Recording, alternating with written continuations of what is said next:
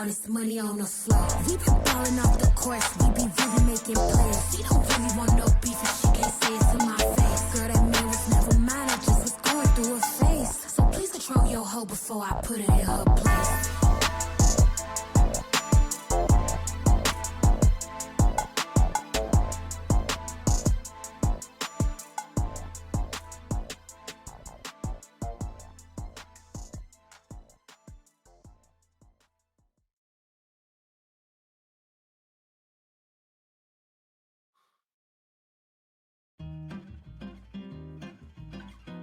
All throughout the city of infinite progress, lights dim.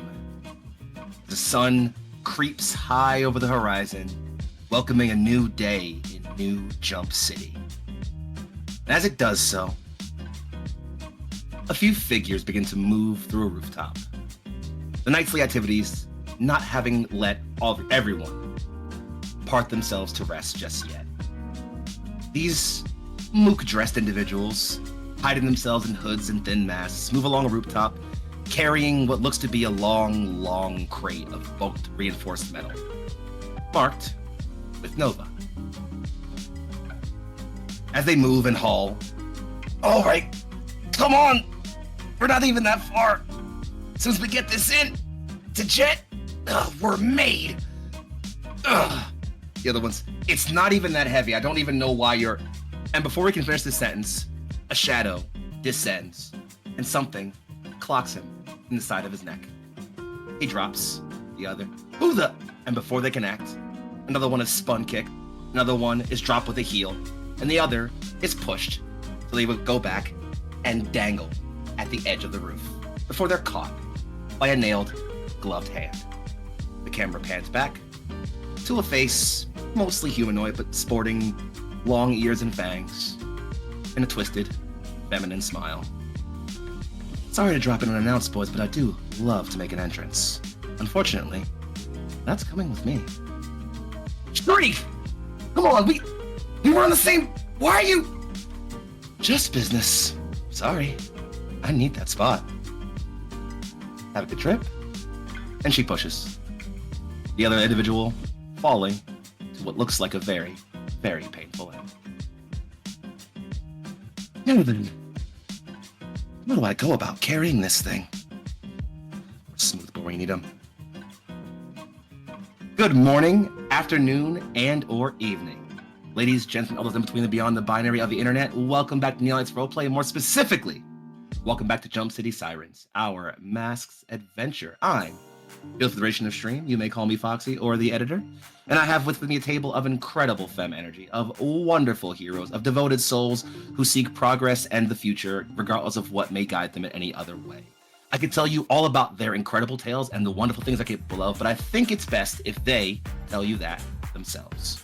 So, heroes, in the order that you are called, please feel free to tell the internet who you are, who you're playing and their playbook, and where you can be found on the internet. Let's start with the incredible and incomparable Egg-chan. Oh shit, that's me, Emily or Egg-chan. Today I'm playing fives out of the Soldier playbook. They're... I don't remember what else I was supposed to say. Sorry. That's it. You got it all. Is that everything? Cool. Yeah. Wonderful job. Sliding the camera on around. Exactly. And we'll talk more about that in just a little bit. Happy to have you on board the Team 5, sliding the overlay on around to the wonderful and incredible Corndog McGraw. It's me, Corndog. I'm playing Cleo, who is the Nova. Not to be confused with actual Nova. It's a different hero. Different. We tried to get the rights to him, but unfortunately Marvel's actually using him for a thing sometime. Apparently he matters now, so I guess, whatever. I was talking about the organization, but yeah, also that too. Oh, yeah, them too, who were totally in this campaign. I guess we could get the name. Don't tell Marvel. It's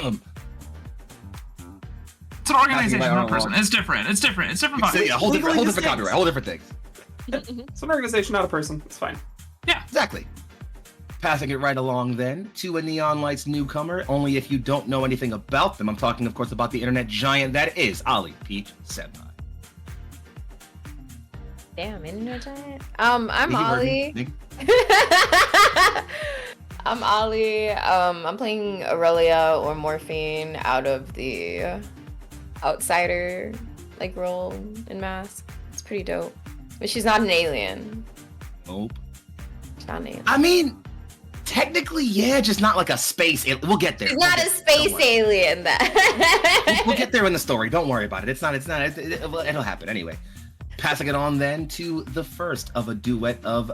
I couldn't find a D word that works fast enough. Passing it off to the first of a set of two titans. There it is. I made it happen. I'm talking, of course, about the one and only Meg Mysteria. Hello, I am Meg and/or Meg Mysteria, and I am playing Mel, short for Melina Drakos, otherwise known as Medusa, and that she is from the Beacon playbook. Glad to have you on board, Mel, and hopefully you won't be getting into too much more trouble, although I expect otherwise. You should expect otherwise. Yeah, I read your playbook. I understand how this works. But of course, where would one be without their other half? I am happy to finally introduce to our table and bring to all of your eyes the one, the only, legendary Vermin. Hello! I'm Legendary Vermin. Tonight, I'm going to be playing Cassandra Drakos. Or, as she's known by her cape name, Hecate. She was on a working vacation? She was in Spain. Oh man, I put you in Barcelona. That happened. I totally forgot about that until just now. Sweet. Hope you had fun. Well, that aside, and with my party introduced, and with my wonderful scene already taken care of, I think I have little more talking to do, and instead I'm going to bring us into Jump City proper and over to our heroes. See, but what about our Women's History Month charity? Oh shit! Thank you for the reminder. Women. Much more seriously, happy Women's History Month, Neon Lights Roleplay. If you have not heard by now out of my face already, we are in the middle of a heated competition with our lovely sister community, Apochromatic Unlimited, trying to raise money for Indigenous Women Rising. They are Indigenous-led organization focused on bringing healthcare, awareness, education, and resources to those of Indigenous ancestry all across the United States and beyond that. They are an incredible organization we've done work for before and love to do work for again. And we are competing against APOC to raise as much money as possible. So please visit us or them if you like them more, which you shouldn't, obviously.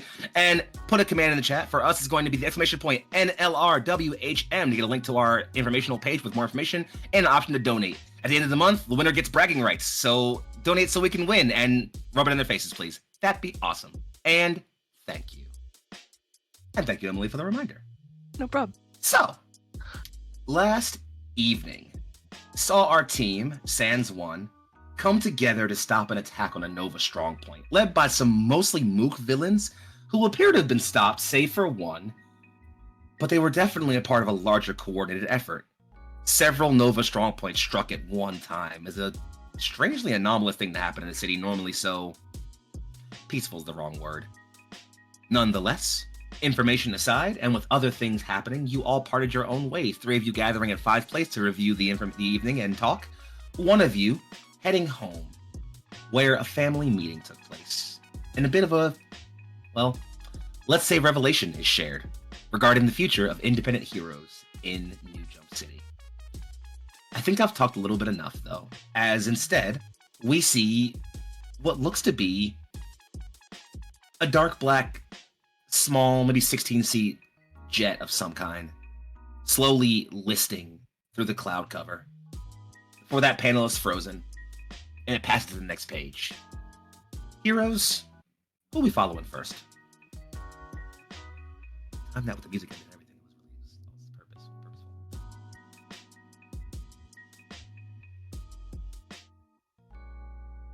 You're super muted, Meg.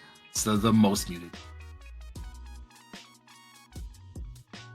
So fitting. I said my vote goes to Cass since we didn't have Vermin last time.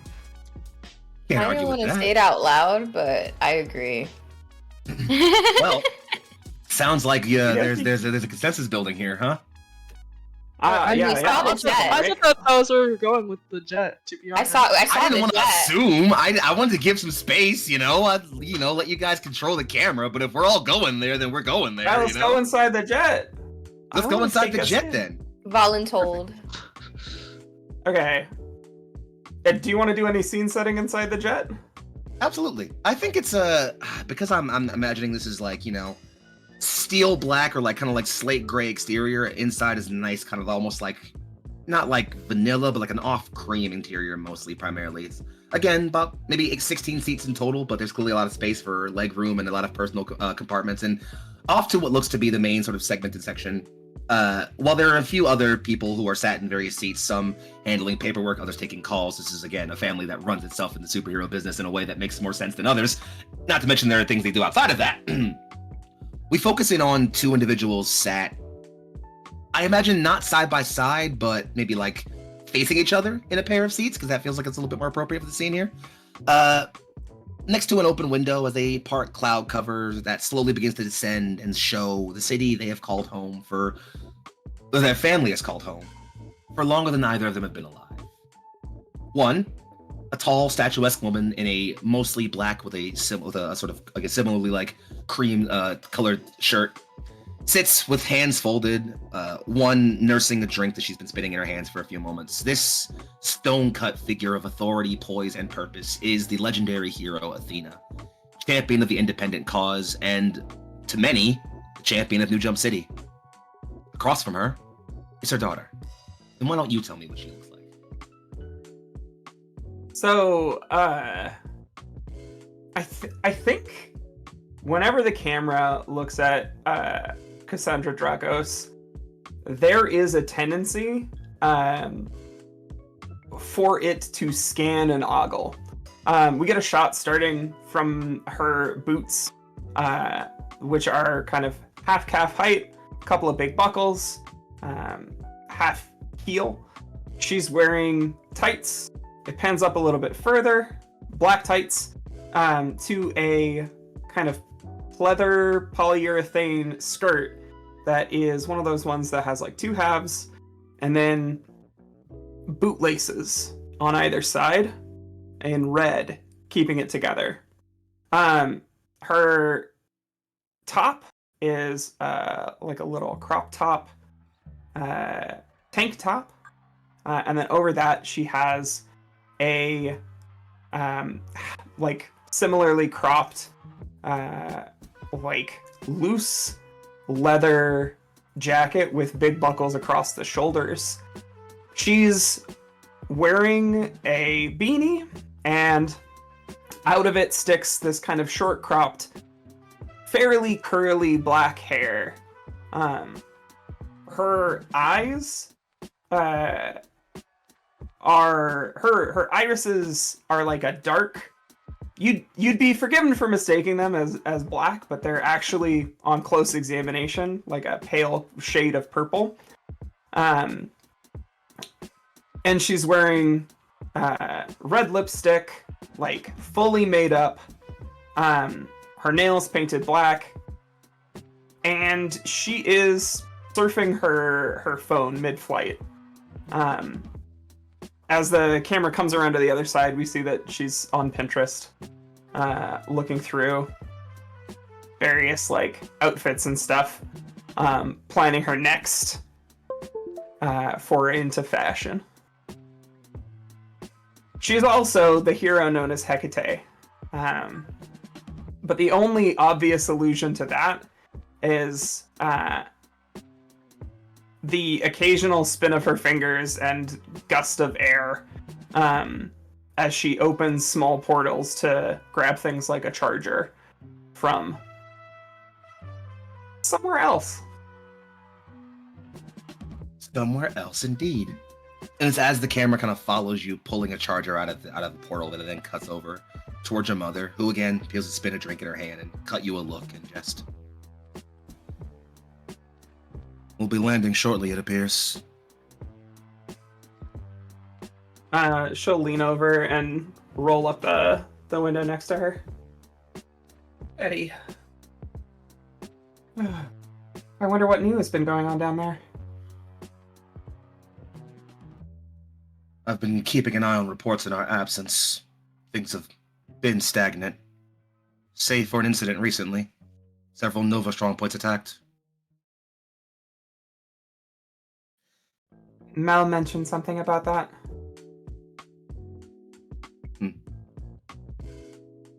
She cuts you a look briefly that is gone in a microsecond. Very, very hard to catch. She keeps up to date. And she'll kind of assent to that with a slight nudge of her shoulder. Leans back somewhat. Looks over, not at you, but more out the window. Things will be changing in New Jump City. They're always changing. The future is an uncertain thing. We, as those who guard it, must be prepared to meet it, regardless of what it looks like for us. Mass doesn't respond to that, but her posture shifts. She's been waiting for this conversation, and she doesn't go as far as like uncrossing her legs, but she scoots back in her seat, feigns disinterest back on her phone, like she's just listening to her mom talk about something that she doesn't know anything about yet. And her jaw just tightens a little bit. Foxy, how long has it been since that first session? How many days? Honestly, because I needed to make sure that things were appropriately set up and retcon time-wise, you flew out that night. So, like, it's been maybe a couple of hours since you've had that phone call with Mel. That might be weird for time zones. I didn't bother with the time zone configuration for Spain. You flew out an appropriate time for Spain time that would have gotten you back in New Jump City this morning. Well, in New Jump City, we figured out how to do Concorde jets, so... There it is. She notices your posture, but doesn't sort of say anything about it other than leaning forward a bit more, bringing the cup that's in her hand up more. Again, just still spinning it, not necessarily drinking.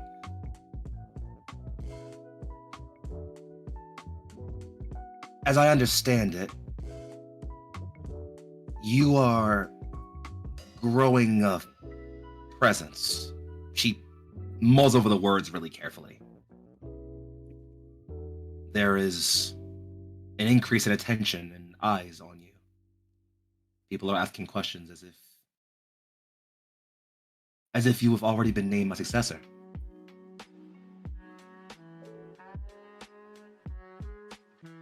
And that will get her to look at Athena.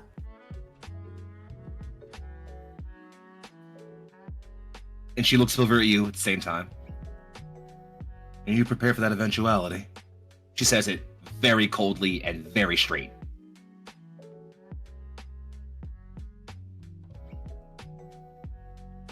I think I'm prepared. But I think that's different than being ready. She focuses it on you. Friends of yours were seen at one of those strong points, intercepting villains. Good for them. That young Nova prospect. And the Independent, the young girl with the psychic powers. Others were there as well. A new hero I know little about. And a fourth, who I've seen before, but have yet to gather information on.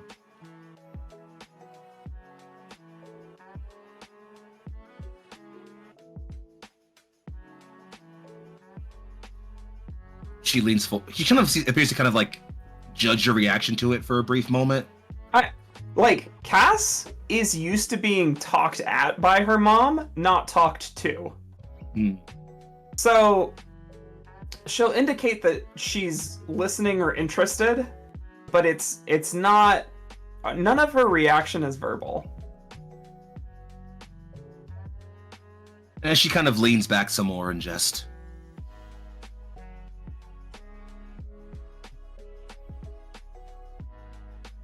There will come a time when the city does not look at me for guidance or protection. Other, different factors will become its pillars. You You will have to represent the best of those things. Am I clear on that? You have been since day one. I'm not going to let you down. She leans back. It's not me I'm concerned for.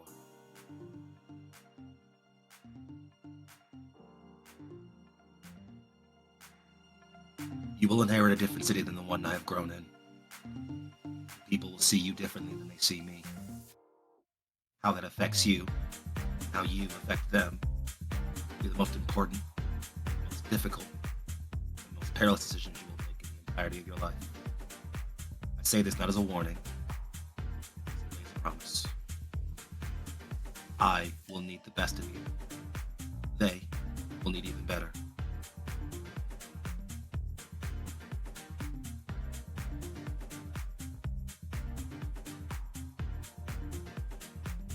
What is this about?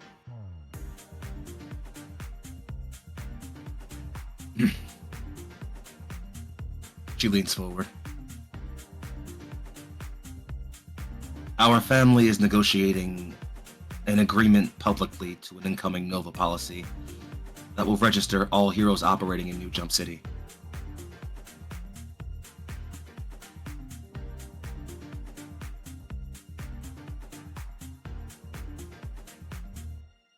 And you want me to give my endorsement? Your endorsement is not what matters. Your compliance, however, is required.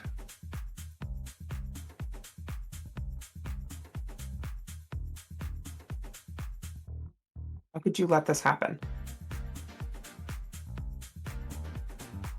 We live What in does a changing Papa have city. to say about it? He expresses discontent, as do many others in the family, your sister included.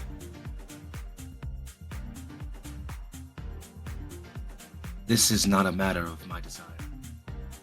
You have to understand that. This is the way of things. You were the one who told me that something like this is messed up.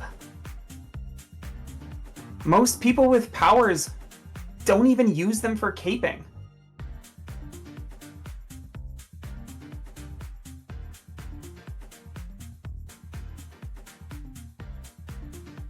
You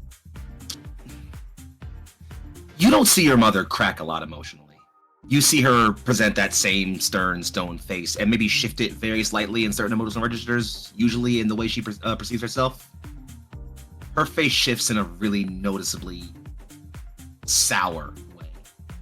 Like there's definitely something there that you're hitting at, but she's not opening up about it. Not right now.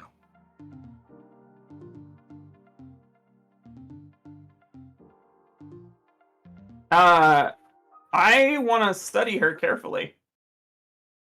I'll allow that. Okay. I'm gonna say this is this assess the situation or is it something else? I feel like this is Pierce. Oh, I'll absolutely take Pierce the Mask here. Please roll plus mundane. Did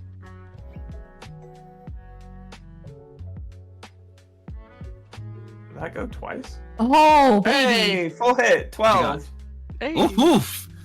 On a 12 plus, ask 3 questions. What are you really planning? What do you want me to do? What do you intend to do? How can I get your character to blank? How can I gain influence over you? What do you intend to do is the first one I want to ask. Do you need a thrust for that at all? No. I think it's fine. I think this is actually one that I think this is less like a you piercing through her in this moment and more just you thinking a lot about what you know about your mother. But you definitely have a solid answer for this one. And I think it's your mother is a pillar.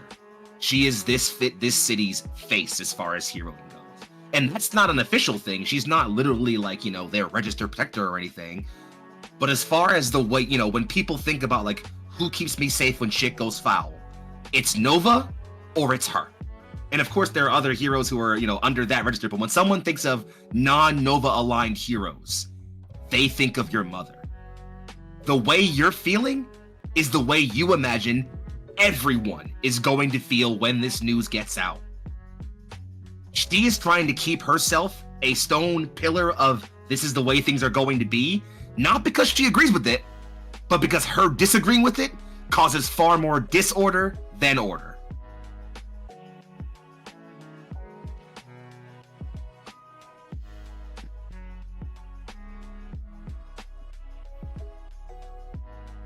How could I get her to open up about how it came to this?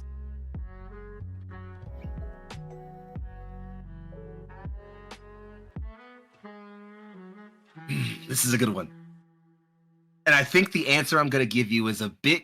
It's not going to be cryptic. I'm going to try to be very direct about this, but I'm going to try to make it seem that I'm going to give you a bit of a nudge here. It feels like there's only really one thing that could be causing this to happen, and that's obviously that things are getting much more tense in Jump City in a way people are either talking about or are not talking about yet. And thus, getting her to open up about what's really nudging her to talk about this is going to require her to trust you enough to know that you're ready. In that exactly what you said. You think you're prepared, you don't know if you're ready. She needs to know you're ready before she can tell you that.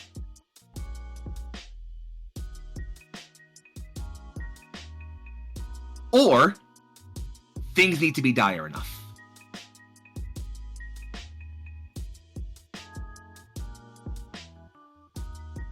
Okay, one more question. Hit it.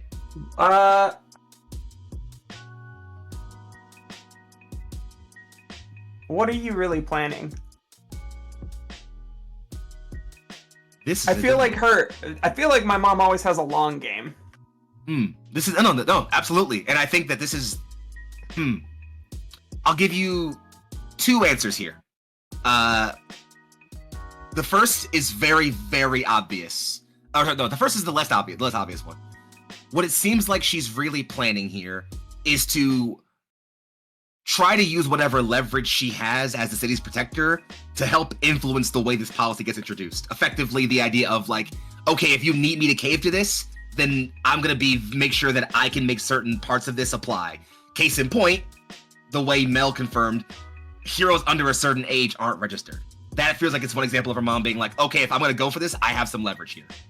So the obvious plan is, I'm going to comply as much as I have to so that I can use whatever leverage I have to get things that I don't really like modified for this. The second thing she's really planning is the much more obvious one, and the one that probably weighs a lot more heavier on the soul. It's prepare you. If the people look at her as a symbol for what this is, for what the city should be, and if she has to comply with this to keep order and focus, well, the only way to get people to be okay with changing it is if the person they now see as a symbol is someone who represents that change. She needs you to be your best, and the city needs you to be better.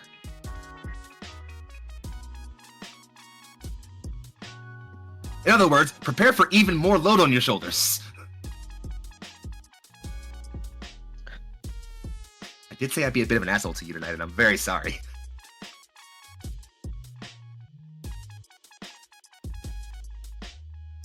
When's the announcement going public? We have until next week before the announcement goes. There's a gathering in memoriam for some of the losses from the invasion. Our family will publicly stand behind a Nova representative. We'll announce it to the public there.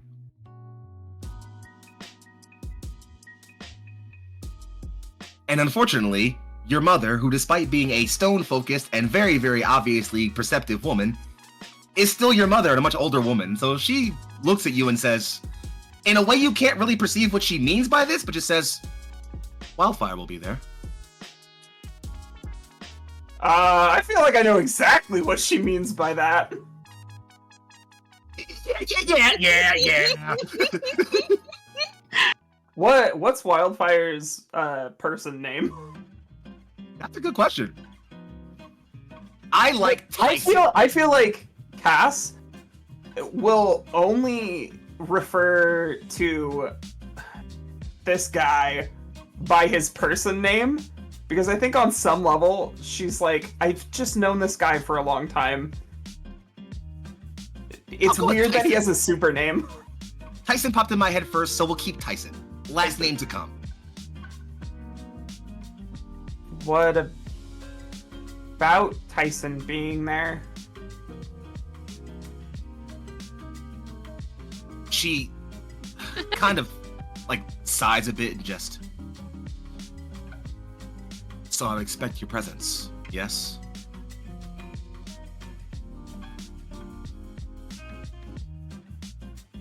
I'll be there. Thank you.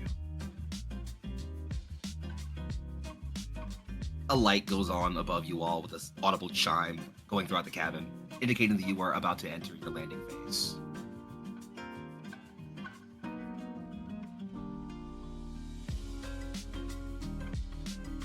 And she leans back.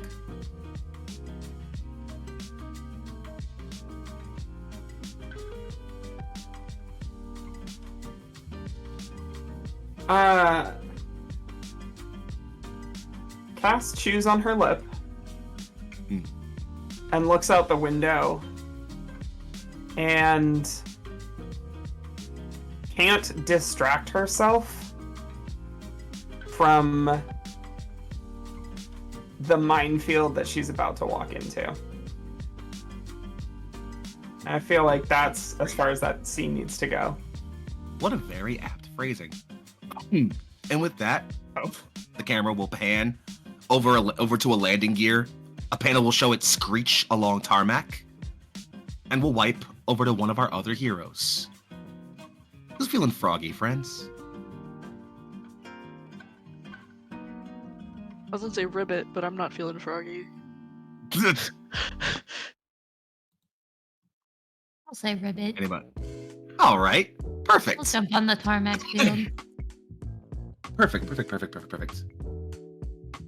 So, Mel, it's both a regular and a not so regular day. On one hand, you've got family coming home. On the other, you've still got classes and such. So, as the day creeps into morning, where do we find you right now? What time in the morning? Let's say it's 10:30. 10:30. I am currently in the middle of my gymnastics class. So I'm probably standing on top of the balance beam. What's up? Balanced and doing a flip. You perfectly execute a flip, slam your feet down. Several classmates begin to offer small, light claps. Some probably a bit sarcastic, as you have always been imperceptibly good at this. A teacher off to the side just says, "Not half bad, Drakos. All right, somebody else step up." And you're free to make your way off to the side, where, you watch other classmates take their time in turns with this, and as the camera focuses back in on you, what are you up to? What's the game plan?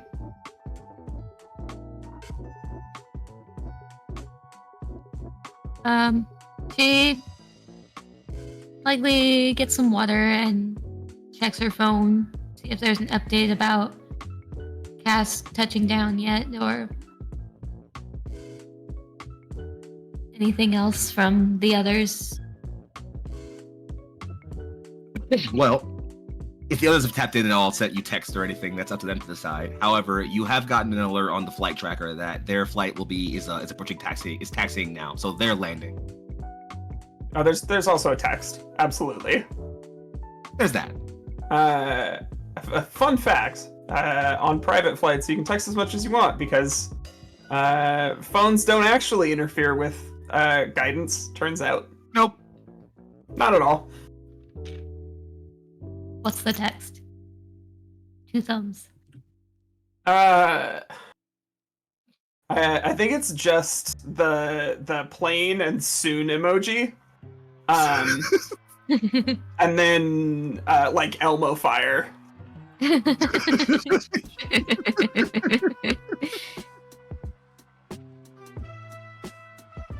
I think Cass's private persona and her relationship with all of her friends is much more casual than her relationship with her mom or the press. Sensible and reasonable.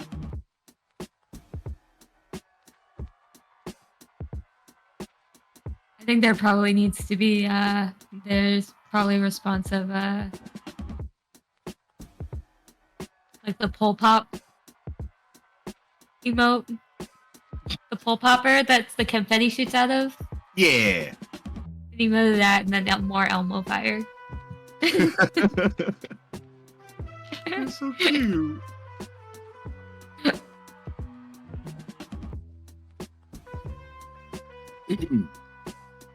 But the class kind of continues when it's her turn to go cycle through different things, and you can't exactly go on different equipment unless you have a spotter. So it's unfortunately she's limited to that.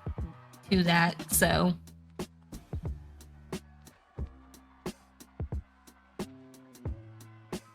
but I don't, unless you have something interesting for me, I think the class kind of passes by like that.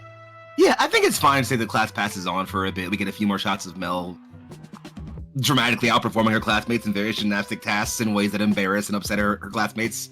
But after a few moments of that, you are eventually, we part and you're, out, effectively redressed in your normal clothes and off about, moving through the halls of New Jump University.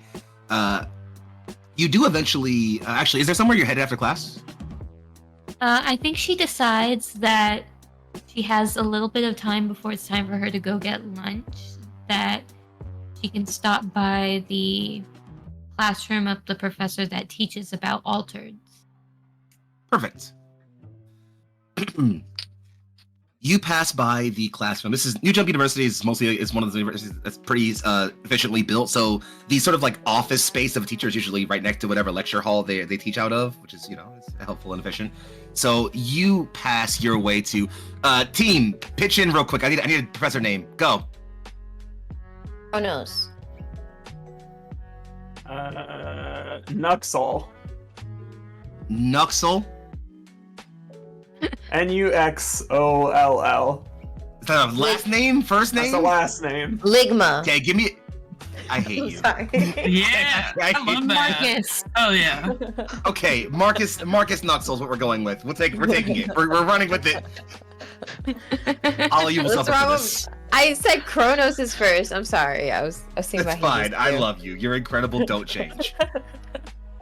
You pass by Professor Nuxol's classroom and office, and they are actually in their room currently doing a bit of adjusting of some paperwork and clearing their board for the next class period. And they walk in and just, Miss Drakos, how are you? I'm good. How are you doing, Professor? A bit of a busy day, but that's what comes with the territory, I suppose. Where are you off to? Or coming from, I suppose? I just left my gymnastics class. Well, to what do I owe the pleasure? Take a seat if you'd like.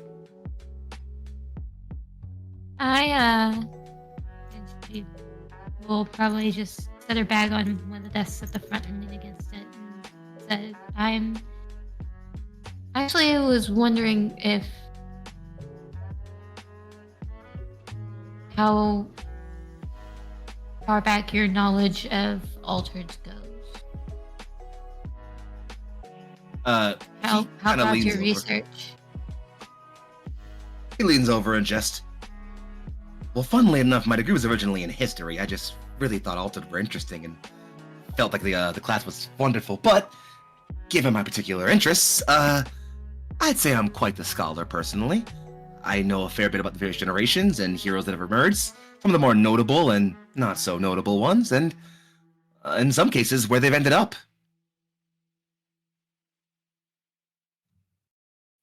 Why do you ask?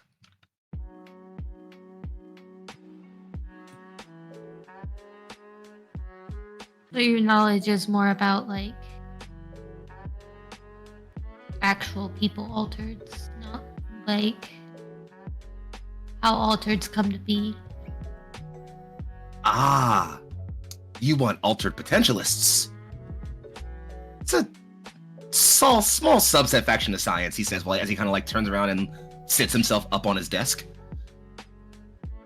Effectively, they're people who research not so much altered, but alterations. They research the various forms and ways by which someone can become an altered. You might remember from class that it's not just a matter of genetics or accidents. People can become an altered in all kinds of strange and fascinated ways. Some grow into their powers, others happen upon them. Some are blessed with interesting magical energies, others cosmic accidents. It's a spectrum. But as far as what we've seen, they mostly seen at young ages. It's tough to call.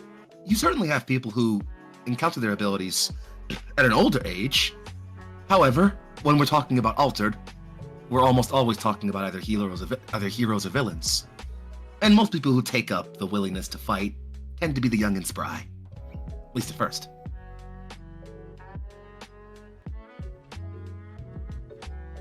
Oh, you're not an altered potentialist. Do you know anybody is?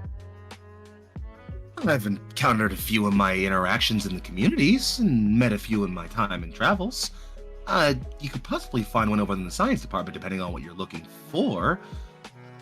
I am curious though. This is a sudden, you'll forgive me, unexpected interest in my class subject. Don't get me wrong, your grades are fine, but let's say you're not exactly the most invested in the material during lecture. So this surprises. Not very good at history, is what you're saying.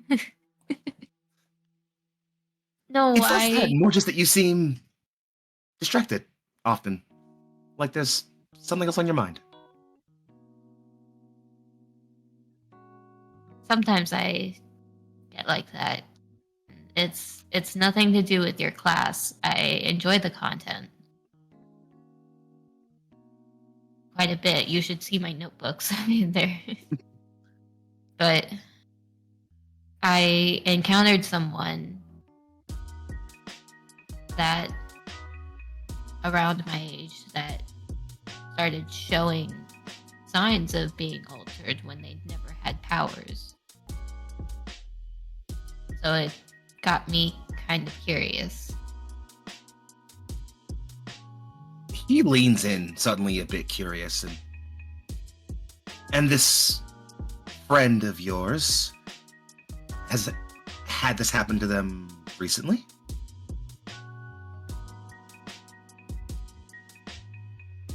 Yes. Are they concerned for the safety of themselves or others around them?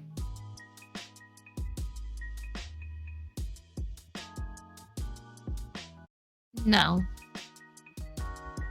They don't think it's dangerous.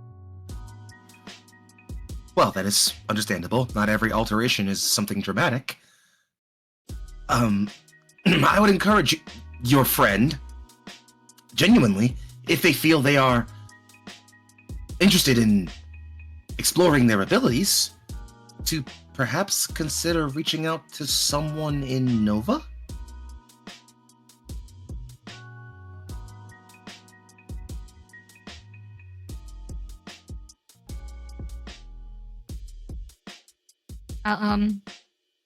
I'll tell them that, but kind of have an aversion to Nova.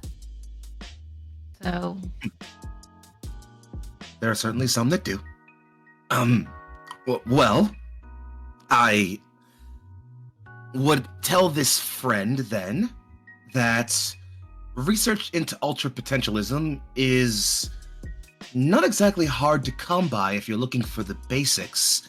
It is, however, a bit of a fringe sector of science. Alteration is too varied in how it can occur for study of it to be anything concrete. Really not since, well, Your best bet might just be looking into whatever you can as far as research. I'm not sure what access you have to as far as sources, but your local library would certainly have something basic. From there, your own research finding might find you more. I personally tend to partake in a few of a few speculative communities that are very interested in the altered operating in the city, and that are. He's talking about fan blogs. Okay. Yeah, she's just listening to him talk and with interest and kind of fascinations. Like, okay. He can see her expression, see her face that she's carefully taking mental notes. She doesn't write anything down, but she is taking mental notes. Mm-hmm. Eventually, he kind of just like, that aside, and his face goes a bit more serious. I would tell this friend of yours to proceed with caution. Alteration is a strange and interesting thing that can change a person's life in very dramatic ways.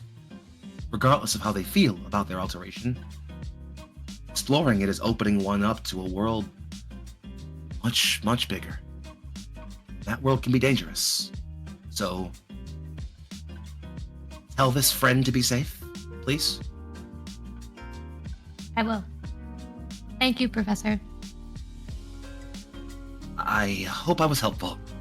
Thanks for stopping by. Sure, I appreciate it.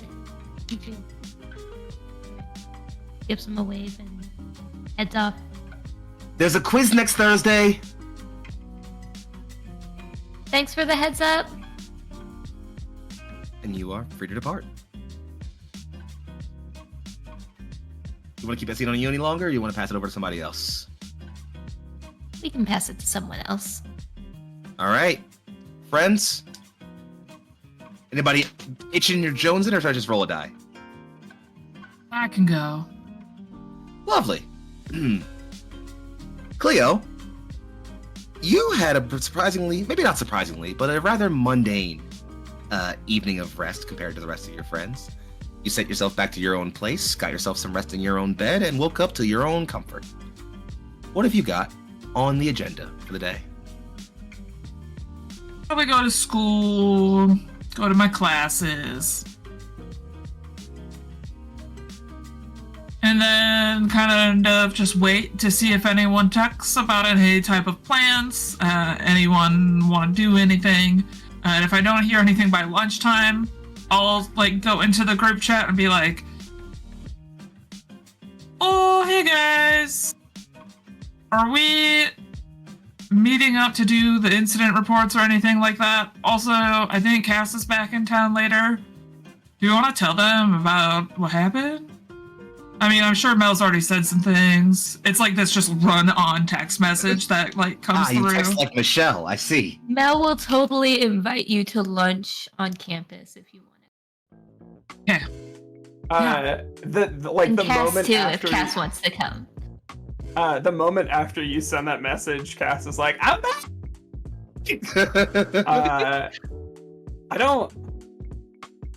I don't know if it would be like a Sex in the City or like Gossip Girl gif, but like, or like a Real Housewives gif of just somebody going like, "Ah." Yes.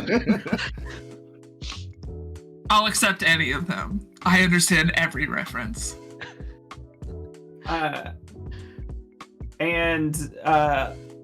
Lunch on campus is given like 4 react emojis.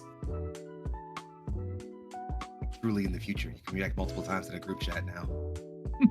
Everybody just went Discord style. Ah, you know what? We've gone beyond. That's how we communicate in this house. The point up, the 1000, the 100, and then the clap emoji. From me, it's just the big lady emotes that come through. we're in the future where neon lights has gotten that popular. yeah. Actually, we're on major TV networks, believe it or not. Actually, in this timeline, it's one of the most popular animated shows. Wait, no, there's a 3-year delay on Tears of Divinity season 14, but you know they're hyped for it. 13 was a banger. Season 13 was great. Fucking dead. It's I think, crazy that studio can do fantasy and animation and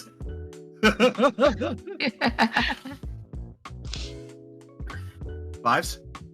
I think Fives will note that they have covered the incident report. Very don't want to make people do the same work twice. I've already got it covered, and I'm going to have my meeting with my Nova liaison later today. I'll let you guys know if there's anything important. What lunch? Aurelia, big eyeball emoji.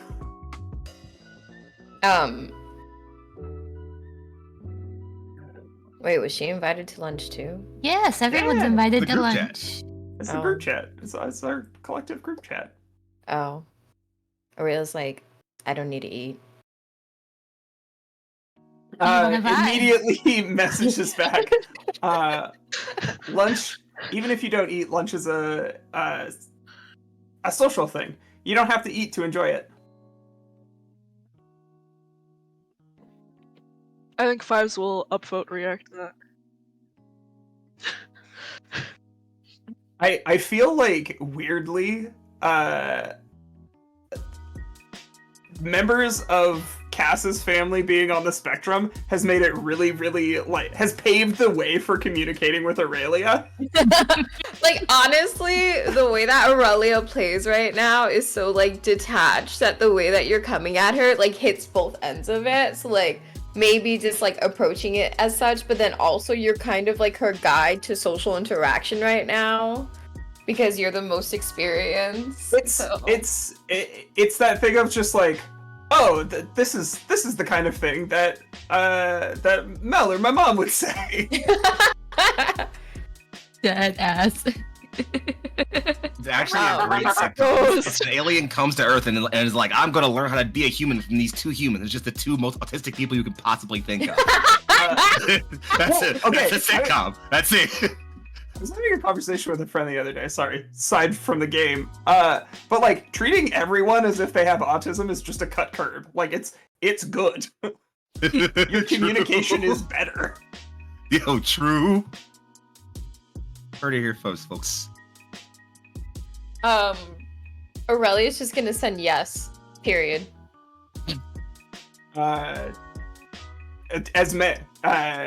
There's a yes, YES, and then like happy emojis.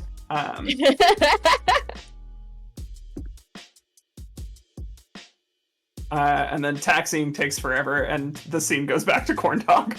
Mm-hmm.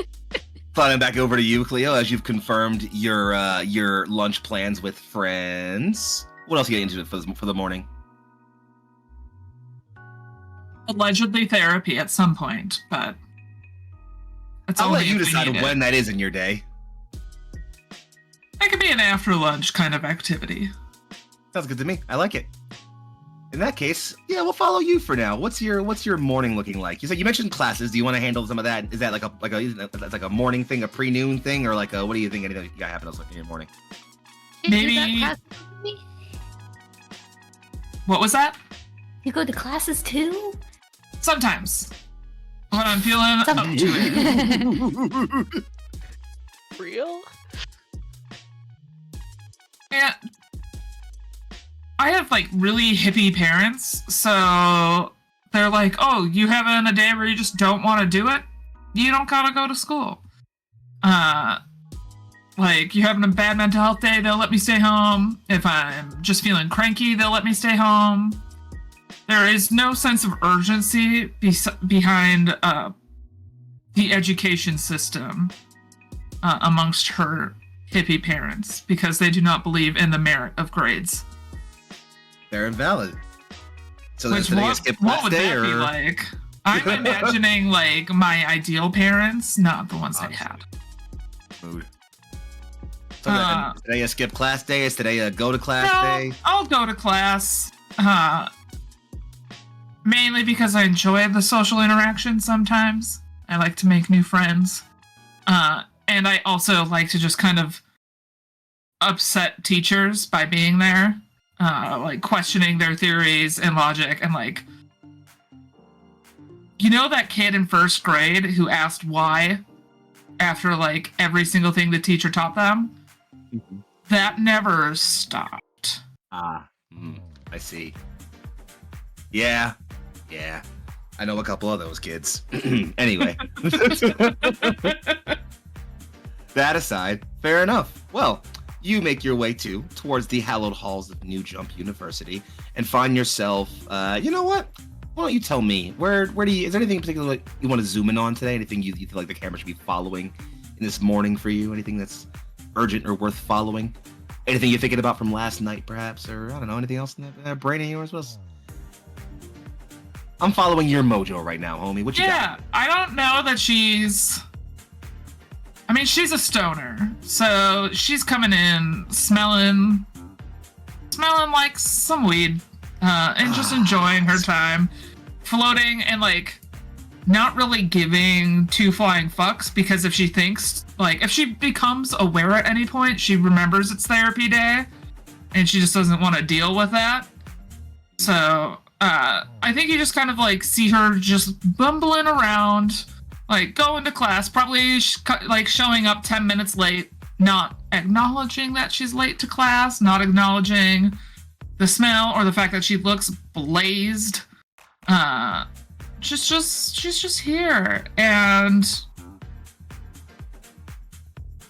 I want to say she's as relaxed as she can be, thinking about lunch.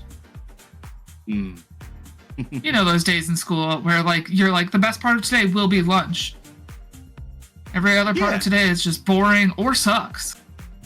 That makes enough sense. So I think what I'll give to you is the following. I think what I'll give to you is this thing. As you are, you know, floating through the school day, kind of, you know, absentmindedly minding your business and going about your day as best as you can. Definitely catching a few looks or two, but I think it's far enough into your school career that no one's gonna like randomly bother you for smelling like weed in the classroom. As long as you're there, it's better than some other people. It's fine. Your puppy. Yeah, I know, right? She wants to go outside. Deal with I that. We'll just deal with see that in a your moment, don't little worry. butt. Yeah. Sorry, everyone. Sorry. You're fine. I just want to I think pick her up and smash my face into her little body. So I think what we'll do for you then, Banshee, is that you, Cleo, are again mostly just kind of minding your business, and you can kind of hear people in the hallway who are, you know, again, absent-minded human chatter. There are a couple of stray thoughts out there about, like, you know, occasionally you do notice some people are talking about yesterday, namely about that coordinated attack. It seems like in total that a lot of strong points were hit at the same time. And just about everyone says that, you know, again, some hero showed up, they cleaned up things and are okay. But you swear you catch at least one mention of at least someone hearing, like, some thugs walking away from a strong point with a big box. Which sounds consistent with what Nova said to Five about things seemingly having gone well for every place except maybe one facility.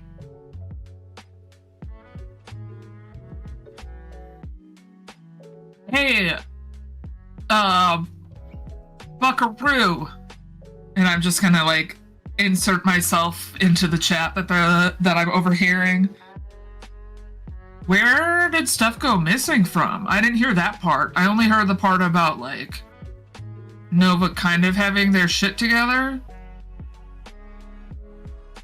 Yeah, nah. I mean, obviously they're gonna say that like they got it all in lock and everything's under control, and to remain calm. But nah. Yep.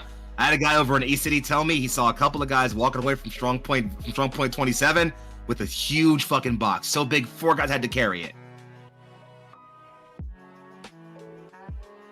And she's gonna look down at her phone, which she had just like on video right now, pointing at the ground, not trying to catch any video, but she doesn't know how to turn on just audio. So there's like just a video of feet, so that way she can make sure to retain all of this to share it with her friends later, because she knows she's stoned. And when I get too stoned, will always have the Notes app or something like that nearby for the big thoughts the big thoughts that come that I need to deal with later.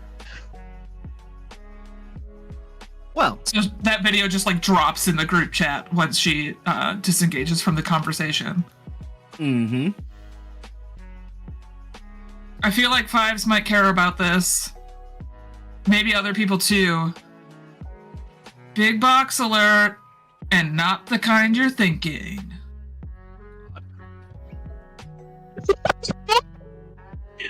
Fives will eyeballs react to the video. And Aurelia. say, adding this to my report. Oh goodness. I think Aurelia would just send a question mark.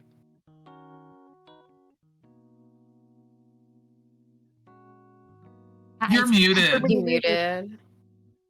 Is box widespread slang outside of gay circles? Yeah? I think so. Okay. Okay. I think it's also kind of Straight British men. vibe too, right? I think Flushed straight emoji. men make box. Big box jokes around me. Yeah. Okay. Cool. Then flushed emoji.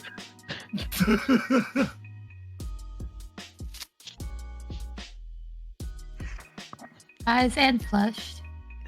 Mostly because she doesn't know what this is. She's just going along with it. She's pretending she knows the joke. I'm gonna hyperlink something that says big box. That's just what it says for the text. And then it definitely takes you to a porn website. It immediately Aurelia don't click NSFW. that. NSFW. Fives will absolutely click it and say, Cleo, did you get hacked? She tells Aurelia. She told Aurelia not to click it before her own sister. I mean, it's probably more of a I culture imagine- shock for Aurelia than it would be for Mel, to be honest. Okay. In my head, right? It's this thing of like, Cleo's probably done shit like that before, right? And I feel like our family has known about Cleo. We've been friends for long enough that like I'm used to those shenanigans, but Aurelia is like the new element in the friend group. I know that Zichi's always gonna step on the rake. Mel can do whatever the hell she wants because she knows what's coming now. But like the first couple times that happened in a group chat, she would have said the same thing to Mel. Mel's just been in the group chat long enough to know not to click on hyperlinks.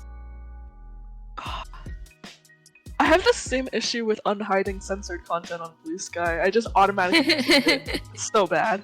I need to know what's going on behind there. I just press it. You a big fan of sandwiches? It is No- lunch soon, Okay. right? Somebody knew. Lunch. Yes. Lunch. Mel, Yes. Mel probably gets there first because on campus, and then Cleo. But Mel takes a picture of where she's at, like in the quad or whatever, to meet up. Takes a picture of that spot and sends it to the group chat. Right behind you, like as you're clicking send, Cleo will be standing there with a Costco-sized bag of Doritos in her arm. Yeah, I know. I'm right here. Surprise! Dorito? Oh, thank you. Well, as the three of you gather for lunch, we have one other place to go to revisit to see what two more friends are up to for their morning. But before we do that, one, if you can't tell, there's a dog back here who really needs to go outside. So I'm gonna take care of that, and we're gonna be back in about. Looking right over the shoulder. He's like, We'll be back in about 5 or so minutes as we get Me? her outside for a walk. And while she's going out for a walk, you all should similarly refuel, defuel, and prep yourself for more action as we're coming back to learning some lore. See you all in a few minutes.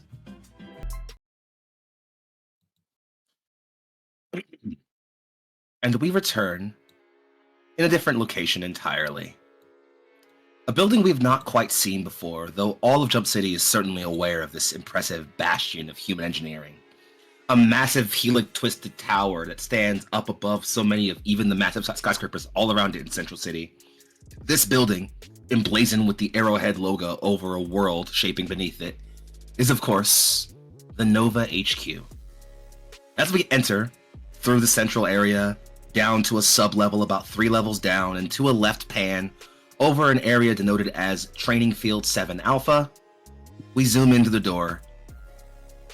And Emily, why don't you tell me what it looks like as 5, what it looks like when 5 is on the defensive. Show me a defensive posture from 5s. Is this like in their like hero form? If you'd Or are like, they, like- sure.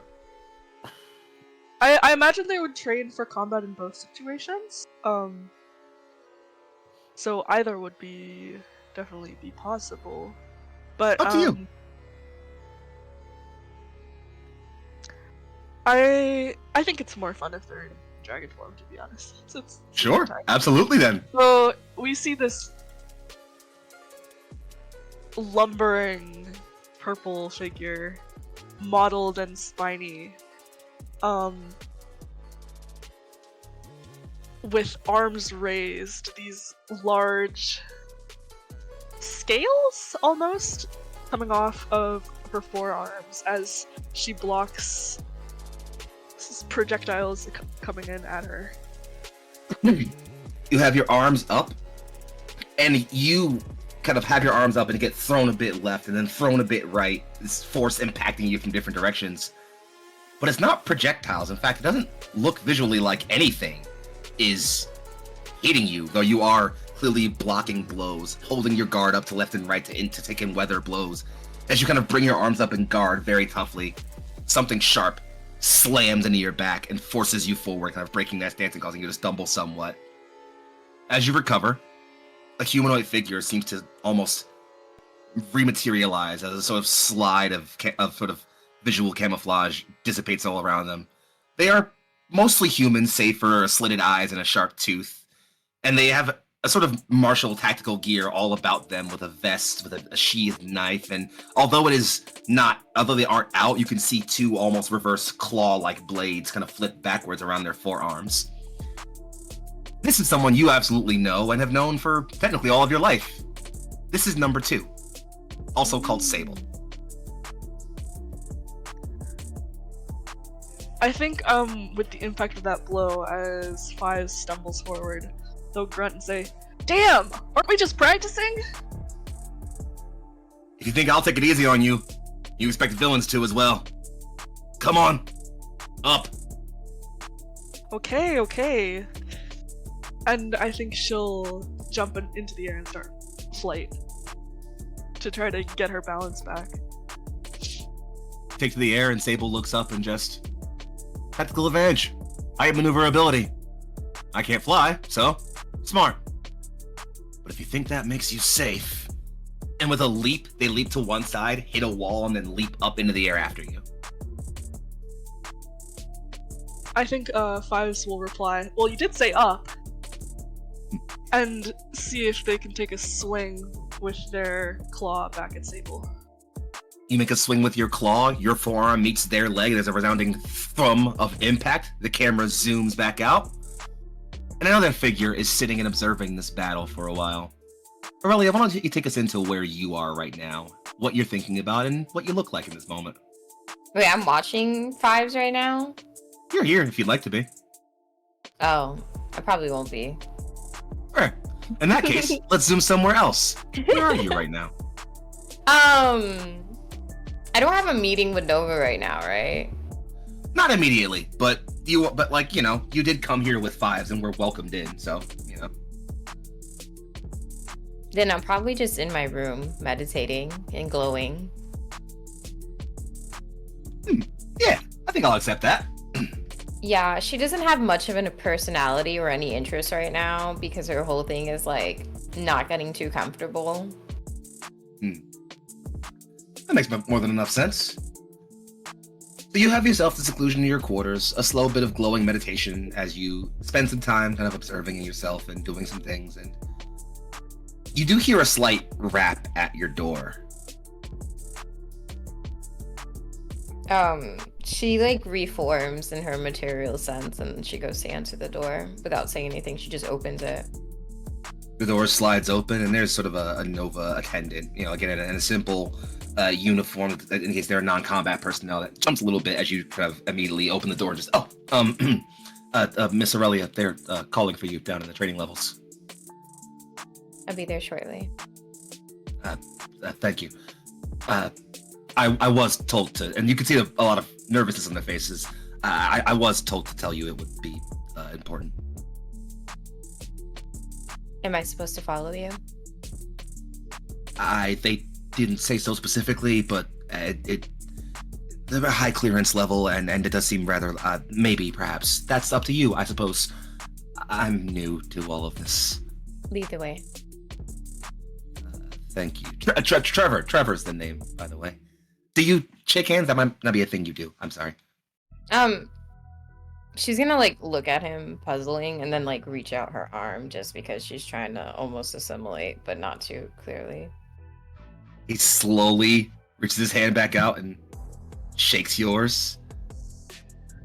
Right this way then. And moves you over to a sort of a shaft, and the camera will kind of wipe a little bit as you are placed into the elevator. But I do wonder, what's on your mind right now, Aurelia? What have you been thinking about? What was passing your mind as you meditated? I think Aurelia's definitely like eager. She's been like dealing with some conflicting emotions. Like one, why is she here? And then two, how involved does she have to be to make sure she's not involved at all? In that sense. And I think she was thinking about Vol, right? Is it Vol or am I... Vol is the name. Okay, I think she was thinking about Vol and then trying to understand like what they represent and if it is worth mentioning, because in her mind, getting anybody involved in certain issues could just be a terrible event. Like, certainly big things to consider. Yeah. And I think it's worth having that on your brain right now, especially given that, well, you're here in the middle of Nova headquarters, an organization who's solely focused on protection and overseeing of anyone in this world who is a little bit out of the norm. And you, my dear, are very, very much out of the norm. That aside, as the camera wipes behind the elevator lift door closing, back over to Five, who is still sparring it out with Sable, the battle having kept itself in midair, Sable having to leap from side to side to kind of stay airborne and keep up with you, as you definitely have the lay of the battleground right now, Fives, given that, it's an airborne fight and you can fly. How do you feel like you're using this advantage you have? I think, especially because of Fives' size, they have taken the space of the battle, of the training ground, basically, and they're pushing Sable into the wall. Just almost like, oh, that's terrible. The tennis ball thrown against the wall, I was just thinking of that. I mean, it's like a racket bike, that's fine, I'm imagining like against the wall. Yeah. Fives is very much maintaining the center of the space and forcing Sable to play around them. Absolutely. As you push Sable away and they flip down and hit the wall, but get to kind of slide down it using their claw to descend somewhat, you see the door to the side of the training arena slide open, and an attendant enter with Aurelia.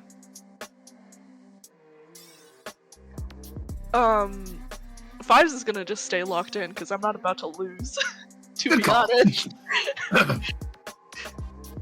Aurelia, you walk in and see your acquaintance, Zichi, Five, sparring it out with another would-be hero. You can tell from their garb and tactical makeup, and also the logo on their shoulder is definitely, clearly a Nova-trained soldier. And it's not hard to tell from their poise and their tactical focus they are a well-trained soldier at that. They, however, appear just as locked into the fight with Five as, well, Five does.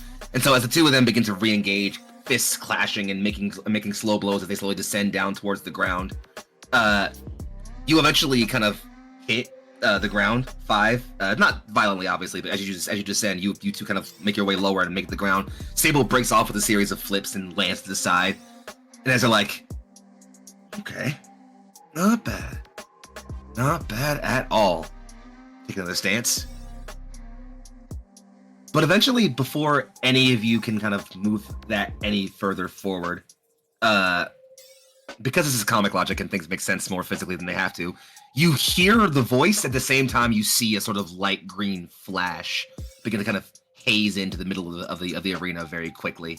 Actually, not in the middle of the arena, right next over to Aurelia. As you walk in, a sort of hazing green flash of energy lights up right next to you, and you all hear a voice, stern and focused. All right, you two, that's quite enough. Thank you. And as two figures almost materialize in the next instant, one is a tall, stern figure who has sunglasses that obscure their eyes and face and a focused look on them. They are placing their hand on the shoulder of a woman who is in a clean, neat, dark red suit. Her face is one like a war veteran, grizzled and focused, her eyes taking in the scene in perfect awareness in a microsecond. This is someone at least one of you is keenly aware of.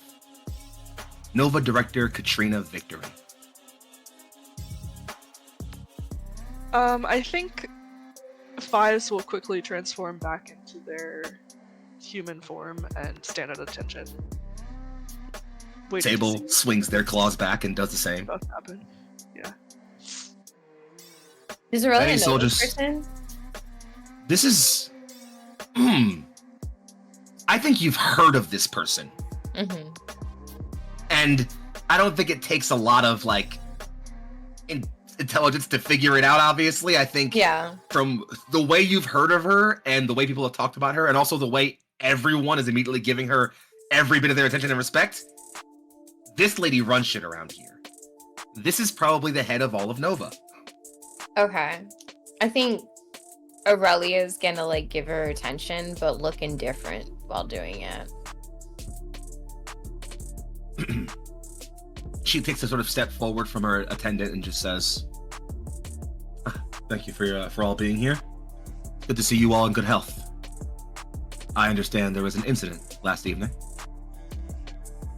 Yes, ma'am.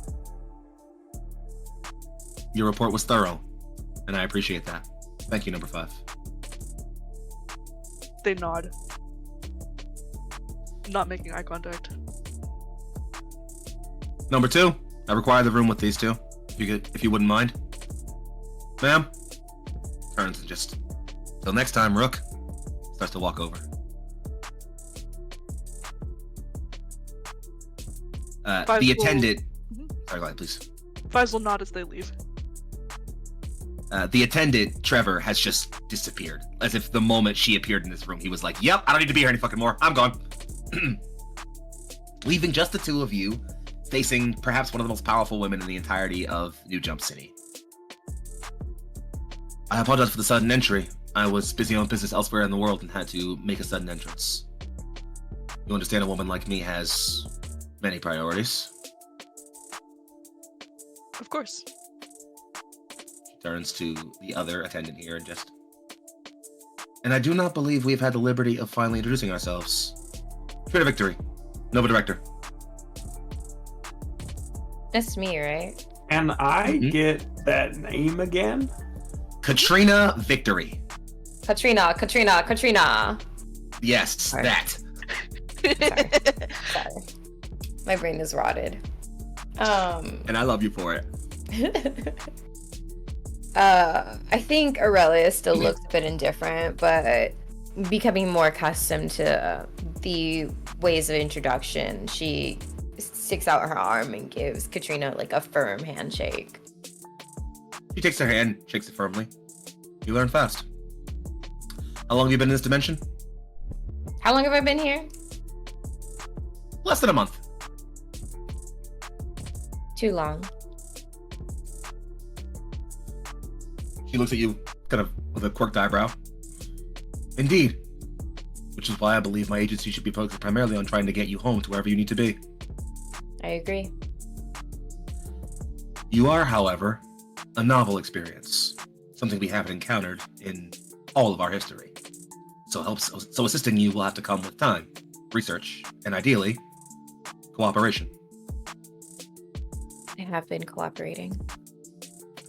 Could not agree more.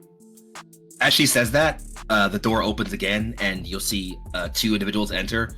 Both are having stern slate gray lab coats with the Nova logo on the side. One is carrying a large, bulky device with two handles on it. The other is holding what looks to be like another sensor nodule of some kind connected to a cable that plugs into the other device. The larger one plunks it down. One of them speaks up and just, we would need to get a reading of your unique energy. You operate on a spectrum outside of our own existence, and thus we haven't had time to properly analyze the source of your, well, you. Can I help? Just, well, transform, I suppose. I think just hearing that, I think Aurelia goes almost into her, primal. I wouldn't say primal, but I think that's the wrong word. But essentially, the materialized form that she has here isn't native to where she's from. So I think whenever she is meditating and regaining her energy as her sleep form, she goes back into this energy silhouette as being that she was prior. You begin to haze and glow in golden light, and while everyone looks on with a bit of amazement, the exception being Trina Victory, who just seems to stare with a bit of focus, the device at the end of in the one scientist's hand begins to flare to life. 4 panels popping out on the side and then opening and spinning like a small satellite dish as the larger device begins to slowly show readings and levels that go up and up and up and then wobble and go up even further. It's incredible. The efficiency of the energy output, the way in which it operates, it violates almost every known law of physics. It's not just that she doesn't belong here, it's that she almost can't be here, and yet...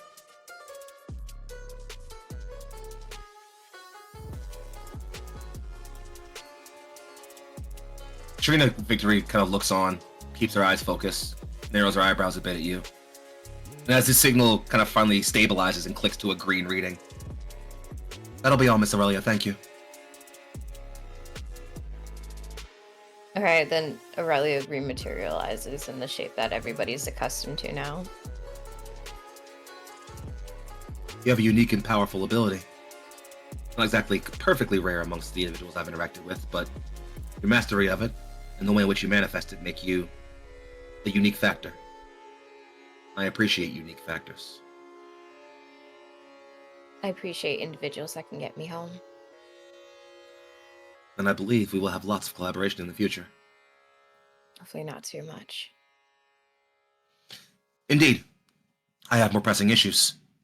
Namely, the growing coordination of a group of supervillains operating in my city and striking at my strong points.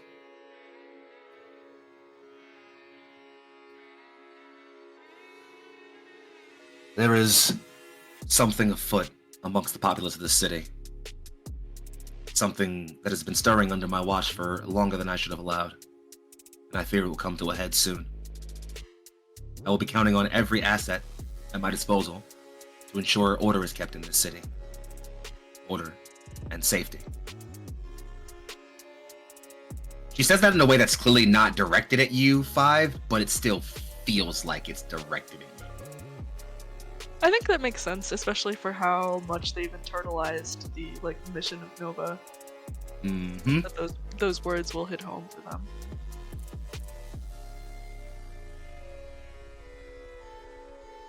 I am operating at current capacity within my forces because there are other situations that require my focus. Despite what it may seem, Nova operates in much more than just New Jump City. However, should this city require a more direct hand, I have never been afraid to use such. I would hope it never comes to that.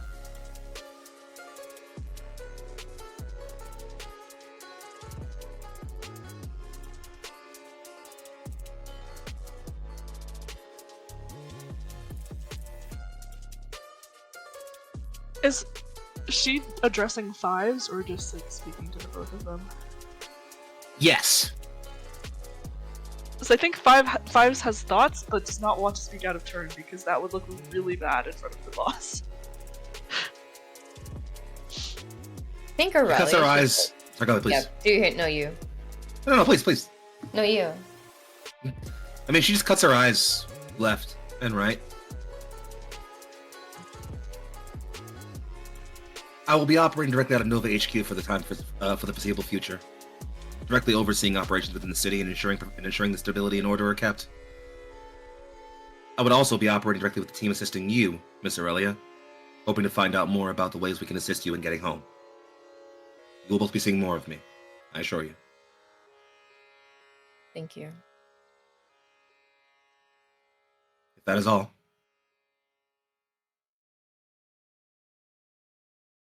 Is this all that you ask of me? To assist in this petty issue?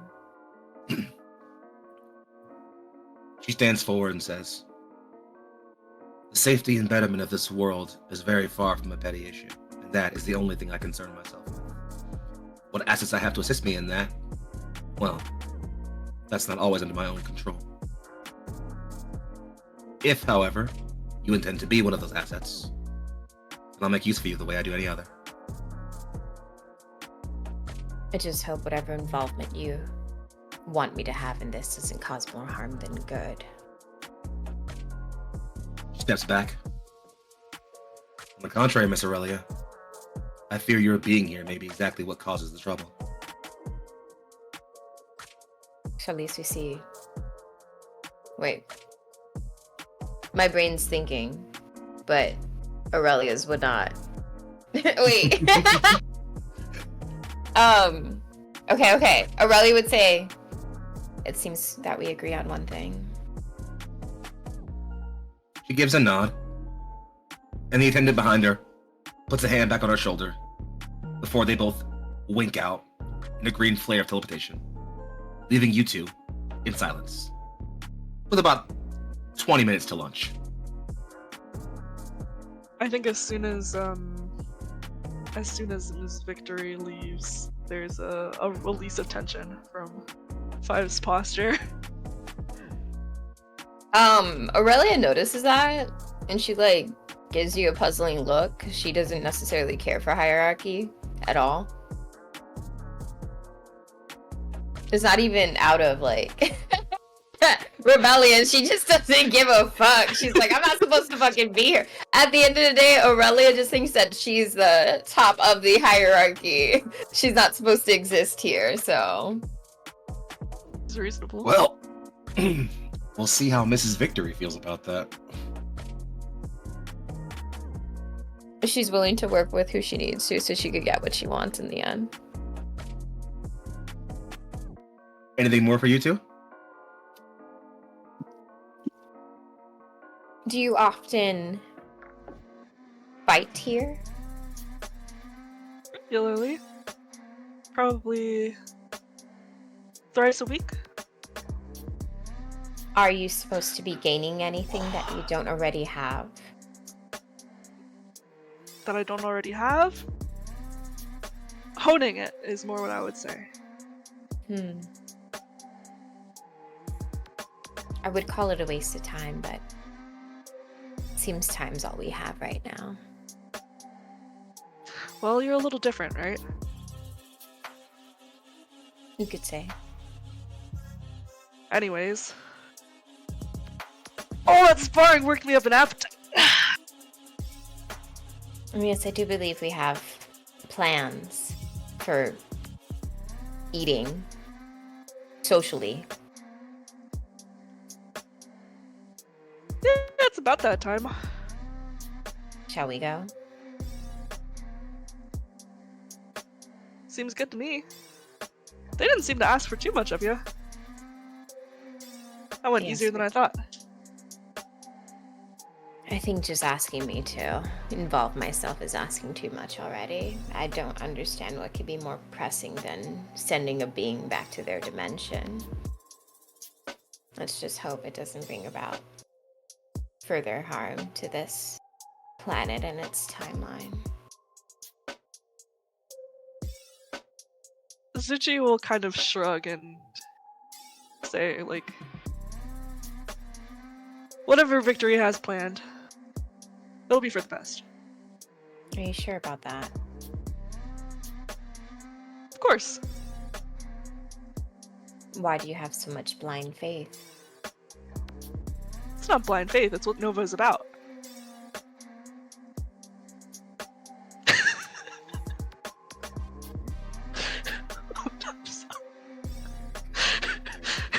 Sorry, I'm enjoying this. Sorry, this is good. This is it. This is good. This is good. It's very good. I think it's actually a perfect place to have a bit of a smash cut as you two, you've been having this combo as you move towards the door to make your way out. The panel once more freezes as the door closes behind you all, and cuts over to somewhere else, somewhere far deeper on a much lower sub-level. In fact, as the camera briefly shows, we are on sub-level 42H of Nova HQ. Several individuals move about in those similar gray-slated coats, handling panels and readouts and screens, as two figures warp in green light. They plug in a device. Computer Victory watches the screen begin to show with readouts. It's exactly as we thought, ma'am. She exists paradimensionally. She's from a separate plane. There's no one who's had any possibilities about what this could have been, save for... It's the esoterics. Run about the signal, find any matches we can anywhere in our database. Whatever she is, we'll figure it out. What it means. And from there, the scene cuts, yet again. We show a brief panorama of a large college campus, and a yellow text blurb says, "Meanwhile, elsewhere in New Jump City." As we slowly resume the city crowd passing through, and see 3 of our friends already gathered and preparing for lunch, as 2 more slowly move to join them. Friends, Cleo, Mel, and Cassandra see the rapidly approaching figures of Zichi and Aurelia. And thus, as you all gather up to have what's funnily enough, the first scene we've had of all 5 of you just hanging out together in the entirety of this campaign so far. With that said, and with me having yapped more than enough, darlings, the scene is yours. So what we got to eat, folks?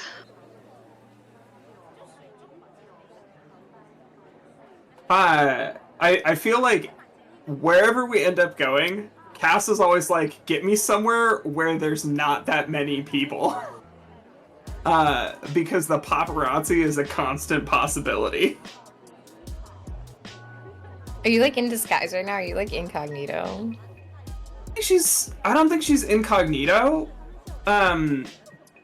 So much as she's just like just trying to be normal. Okay. I will say that this is like not an outfit that she normally wears. Like, she was definitely dressing grungy to try and provoke her mom into getting angry enough to actually talk to her about things. But yeah. Oh, you're muted.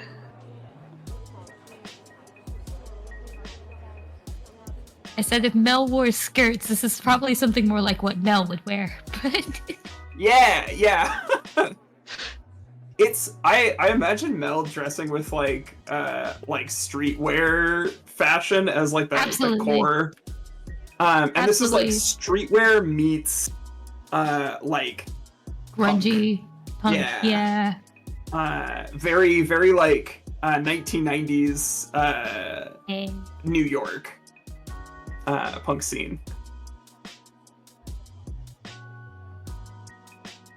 Let's say there's probably like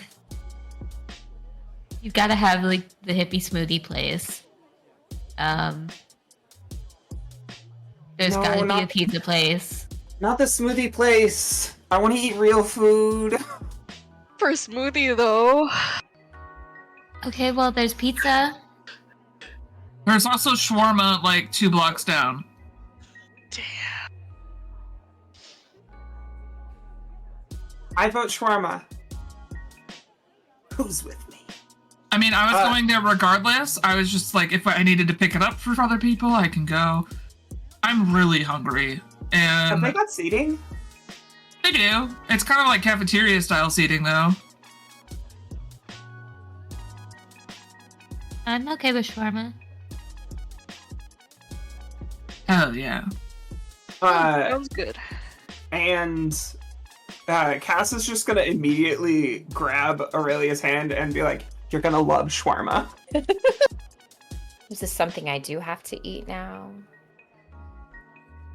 Only You if you can want to just try it. It's also got good smells. So, make sure your smellers are working, folks. I think that seems to be intact, as coming through here wasn't the most pleasant experience. Here's a weird question. What does it feel like to touch Aurelia? Well, I think it basically feels like any other person, actually, when she is materialized. Okay. I think it's like when she's not necessarily like super materialized, you could kind of go through her. Yeah. Okay. Yeah. I think since she's come to New Jump City, her body adapted into having a material shape, and she has to put effort into like being pure energy or reforming entirely. And when I was talking about the smells, I was talking about the smells of the city specifically, because as somebody who is a native to the city that this might have been based after, I will tell you, going block from block, there are different smells going on at each point in fucking time. So you don't even know what it is. It's Trust just me, be I out can smell there. parts of Philly. Absolutely, I'm fully. It's not even a joke. New York definitely has some smells going on. Better smelling than LA, which just like every third block smells like piss. Fuck We have you, piss LA. I'm into that. A lot of New York also smells like piss. A. A lot of Hey. Boston also smells like piss. And there are areas of Philadelphia that smell like piss. There's areas of Seattle that smell like piss. I'm just specifically beefing with LA. I All feel right, like we got it. People You be got pissing. so much We understand. acreage. How does it all smell like piss? go piss, girl. Go piss. They did. They piss, girl. They piss.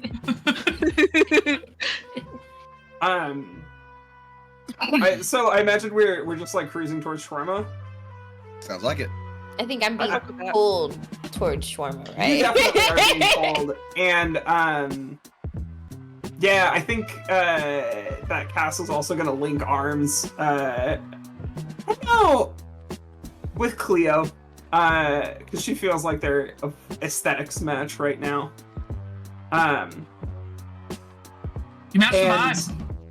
Yeah. I do want to paint as we go by, like, the front door. You know those, like, little, like, newspaper stands and, like, tabloid things? I imagine that we see one in passing that's got Wildfire and Hecate on it, and is like, is romance blooming? And there's a paparazzi picture of, like, Mel grabbing, or not Mel, but Cass grabbing, what was his name? Bison. Nice. Tyson by the wrist. Last thing to come.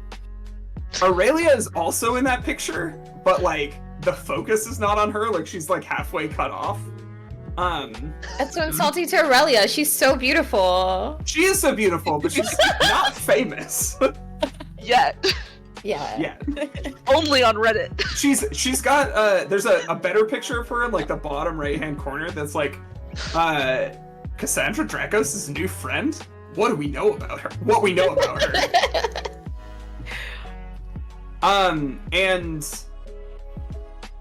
yeah, I feel like as we walk by, Cass is like, I wish that they would stop shipping me with Tyson on the internet and in every fucking magazine. Ship? They want us to date. And then she'll turn to Mel. Mom is in on it too. Ew. I think Five's overhearing this will open whichever like magazine is on the front of the rack, fold it open to some like shitty like full page ad of like And men's put it back on the or some stand shit. like that? Yeah, put it back on the stand.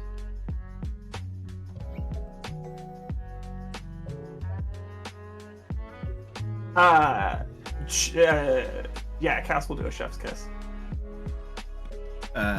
The sort of older lady who's working the stand and just, what's that? Not big on soup couples? I'm big on men's fragrance. Uh-huh. Not assuming you're buying that, huh? Mel will buy it Well, because we damaged. Yeah. Fives will cheaply pay for it. Thank you. You're welcome. Sorry about that. Not a problem. And let you shuffle on about your way. The stand is thankfully Make just fun like... of him. Yes, it's true. The stand is thankfully just like a corner's turn away from the shawarma stand. Or shawarma spot. It's got seating space, because why not? Space to seat is always nice. We just say it's like the halal guys. It's, Oh wait, you know that might what? be Sure. trademarked. Yeah. That might be trademarked actually. I was thinking of like literally the restaurant Holy Land here in Minneapolis that is like the best shawarma ever. Even Guy Fieri says so. It's so good. The closest shawarma place to me is Shawarmaniac. Holy Land? Shawarmaniac Holy is hilarious. Shawarmaniac Say that again, Corndog? is my favorite. I'll post it in our chat. Thank you. It's not falafel guys. It's shawarma girls. Shawarma like- girls. Wait, did you say falafel guys or halal guys? Halal guys. Halal guys, Okay. right? That's it's not halal guys. It's shawarma girls. There we go.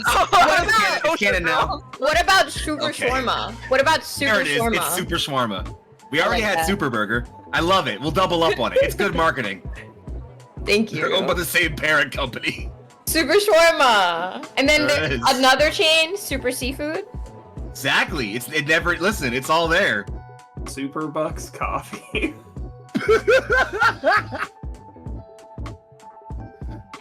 We're Anyway. settling in. We're settling in to the shawarma Uh-huh. shop. Mm-hmm. We're descending on this poor shawarma shop owner. Even Doesn't. We're patrons. This is their responsibility. Oh. We're not just. I mean, it's like any group of like early 20-something femmes descending on a restaurant. Like, they're used to Oh, that. no. They're right next to a college.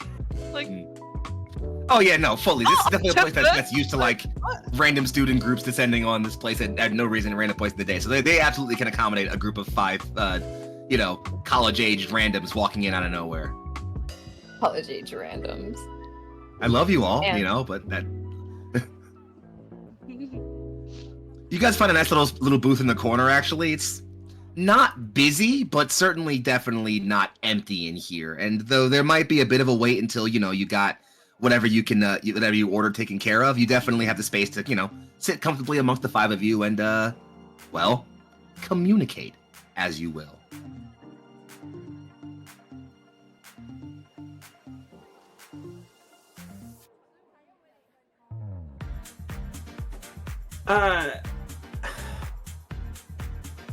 I think there's like a good chunk of time of Cass like has pulled out little souvenirs for everybody from somewhere else. I'm just gonna call it that now. That's what it is. The crossroads somewhere else. That's where she didn't carry much of a purse because she's got literally an infinite purse that she can make portals to. Mm-hmm. I did not think about what they would be for everybody, but they are individually selected and stuff that you would like. Or that you would probably like, but definitely don't need. I love a little trinket. I was about to say who doesn't, but the answer is my wife in real life. She's very practical. She's just a very practical person. Have a nice day without your trinkets. Ugh. Trinketless day. What the fuck? Whatever. I agree with that energy so much. Like, what do you mean you don't like things? I'm surrounded by things. I'm that little old lady though from Labyrinth. I need it. I need my things. It's not a dislike of things, but that's not important here. Understandable. I kind of relate to your wife, but don't tell anybody. Well, now the internet knows. Yeah, sorry. Speaks in public forum. I'll take it to the grave. Thank you. But I imagine maybe it's like a postcard or something that Fives will hang up on their wall of their compound later. Nice. With nice scenery. Yeah. I'm gonna stick some of these stickers that you definitely got me into random locations that need to be effaced by the public. I think Aurelia would take whatever you gave her and be like, what is its purpose? What would she have gotten Aurelia, though? I think it's a snow globe. It's a Barcelona snow globe. Barcelona snow globe. So sometimes when people travel, they'll get you something from where they went and give it to you when they come back to let you know that they were thinking of you when they were gone. So that doesn't really have a purpose besides putting it in your room and thinking about how nice it is to have friends. But it does do something that you might like. Flip it over and then flip it back up. It's snowing! Aurelia's studying it very intently. Thank you. If you don't like it, you don't have to keep it. But I was getting everybody else something, so I thought I'd get you something too. Thank you. And she's like staring at it even though she's not trying not to touch it. Like you tell that she like almost likes it, but she's not supposed to like anything, so she's just like Well, as Aurelia, I love the idea of giving Aurelia something that is like a microcosm of like completely contained chaos. Makes enough sense. I like that. That's like her home Well, world. As Aurelia pseudo broods over this, I believe there was plans to inform Cass of what happened the other day. There's also been some other developments friends might want to share or talk about, and I'll leave that up to you guys.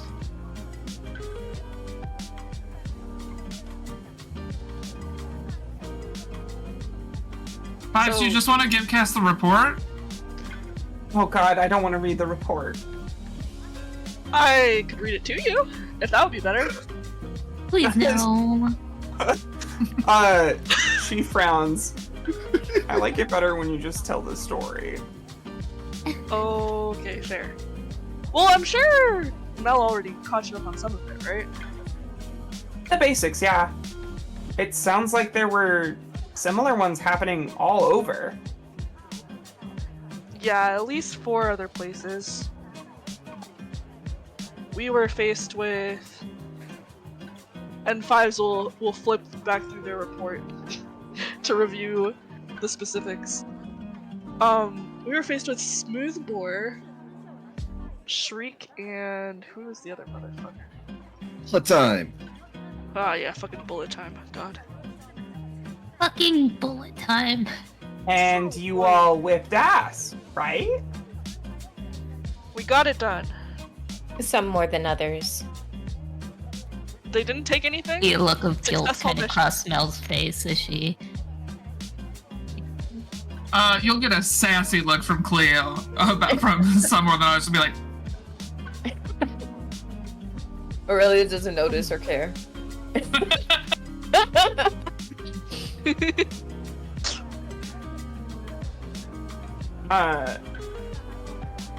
Without, like, she notices that Mel is feeling a little guilty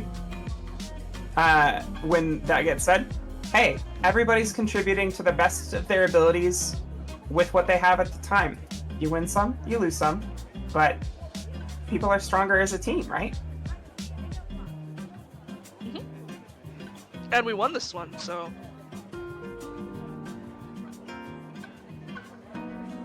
Yeah. I feel like this might be a moment of comforting or supporting. That's feel appropriate, friends? Not for Have you Aurelia. rolled? Well, thankfully, it's from Cass. Cass, could you roll plus mundane? I sure can. That's a 9. On a hit, they mark potential, clear a condition, or shift labels if they open up to you.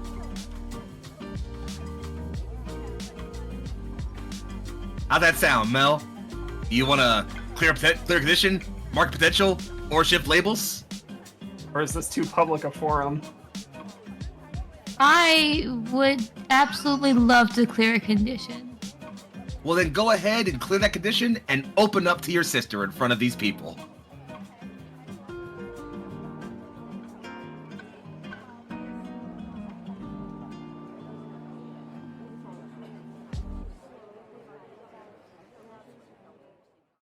Oh, I didn't know I had to actually open up about it. Whoops. That's masks, baby!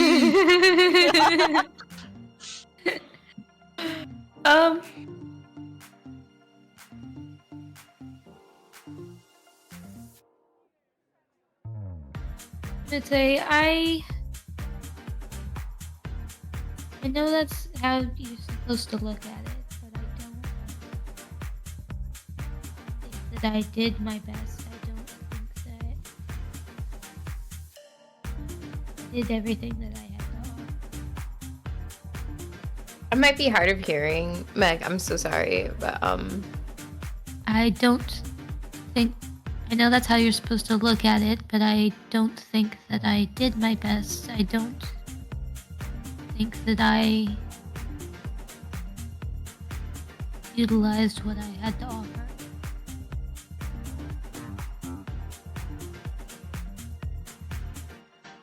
I mean, Aurelia had to save me when I came to help her, so.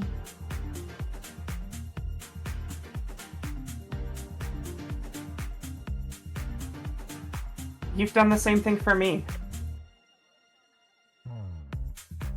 You are always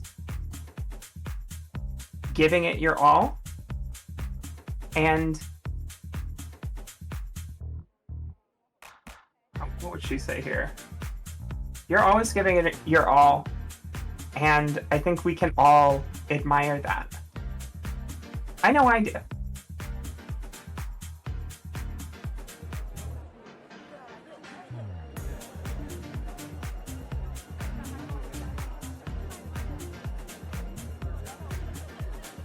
This sentimental moment. Oh, sorry, Meg. The thing you say there, Meg? Sorry, I didn't mean to interrupt you. Yeah, I'm just gonna add that I just wish I could do more to be there for you.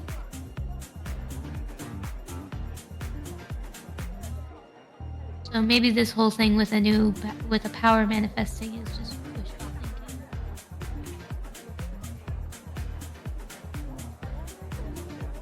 As soon as you make a comment about power manifesting, a moment after, as you all adorn various faces, several plates of shawarma are dropped off in front of you in various positions.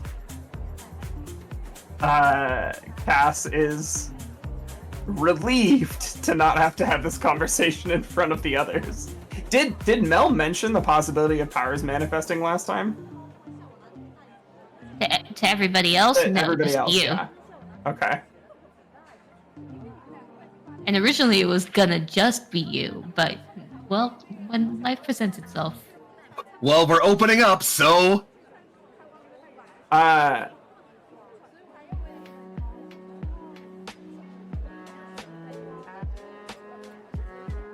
man. I don't want to be a bitch, but I also think that Cass would just try to sweep that one under the rug. Do it. Just do it.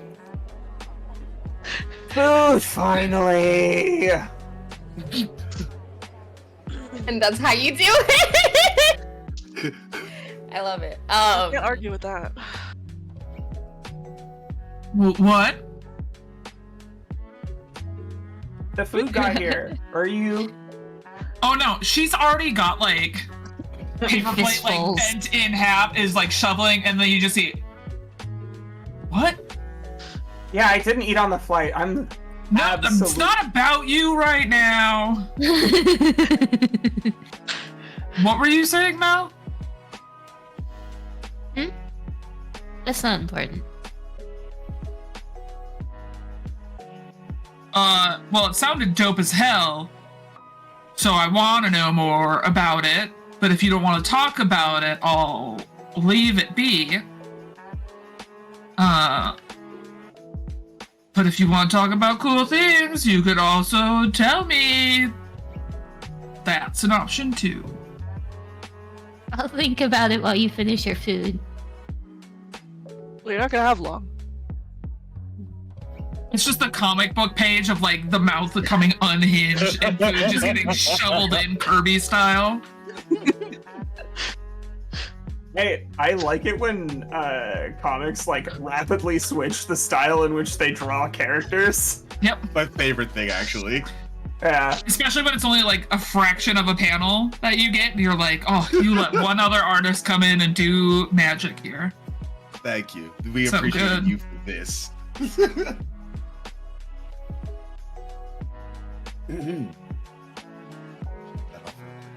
Okay, so I'm done. Nobody else's food is finished. He's not only even like 3 close. bites in at this point. Cass is pushing some garlic fries towards Aurelia. Should try one. Aurelia is still getting used to consuming sustenance. That's such a weird way to say that, but I feel like it hits enough. It's real though. I was holding it in. I was holding it in.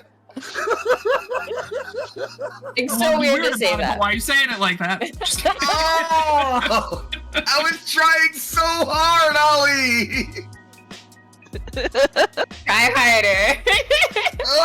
Oh. She takes one, almost like looking at it the same way she looked at the snow globe. Everything's foreign to her, and she tries it.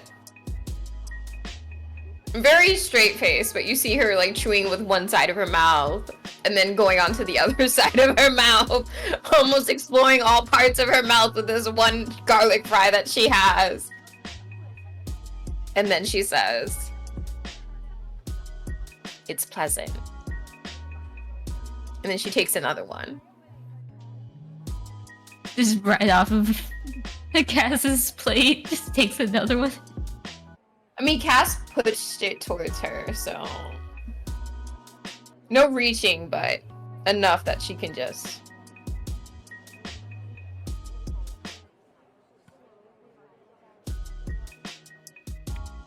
So, as Cleo has finished her plate and resumes to being shocked about prior revelations that other members of the party seem to be keenly avoiding, Aurelia doesn't care. I'm gonna let you avoid talking about it, but I'm gonna make it uncomfortable.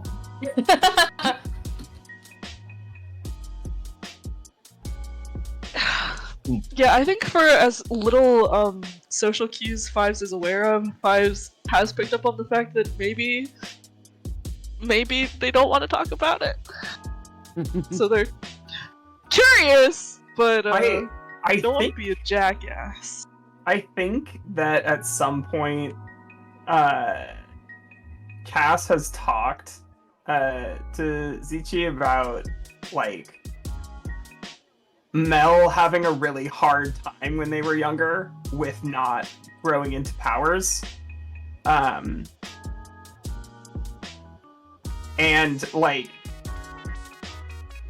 for what this looks like from Cass's point of view, it's like I do not want my little sister to get her hopes up.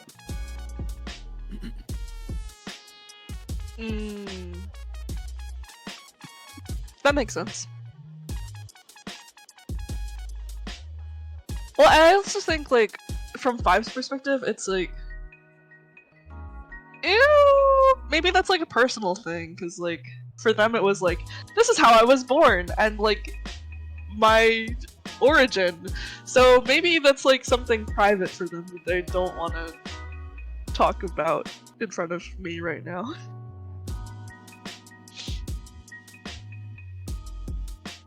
I'm nosy as hell. I love you Well, for it. Speaking of being nosy as hell, though, Yeah, please. if the conversation doesn't like move past that point, if Mel doesn't bring it back up, I think the next thing that Cass will jump on is you got a tip about a big box. I'm sorry. Yeah, big box on the east side. And I don't know if it was code for something, but I'm guessing they actually meant like a big literal box. They didn't seem like the type to talk about other boxes. She'll just giggle to herself.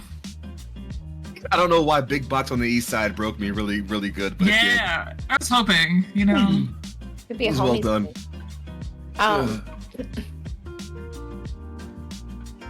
I think Aurelia, unaware of the explicit definition that some could give big box, she's gonna kind of say, that seems to be tracking with the last situation we faced ourselves with. They were also interested in acquiring a big box, as you said.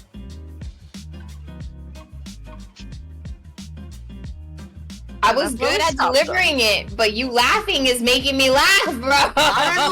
I'm quiet. I'm chilling. I'm a stone-faced soldier. My resolve is iron right now.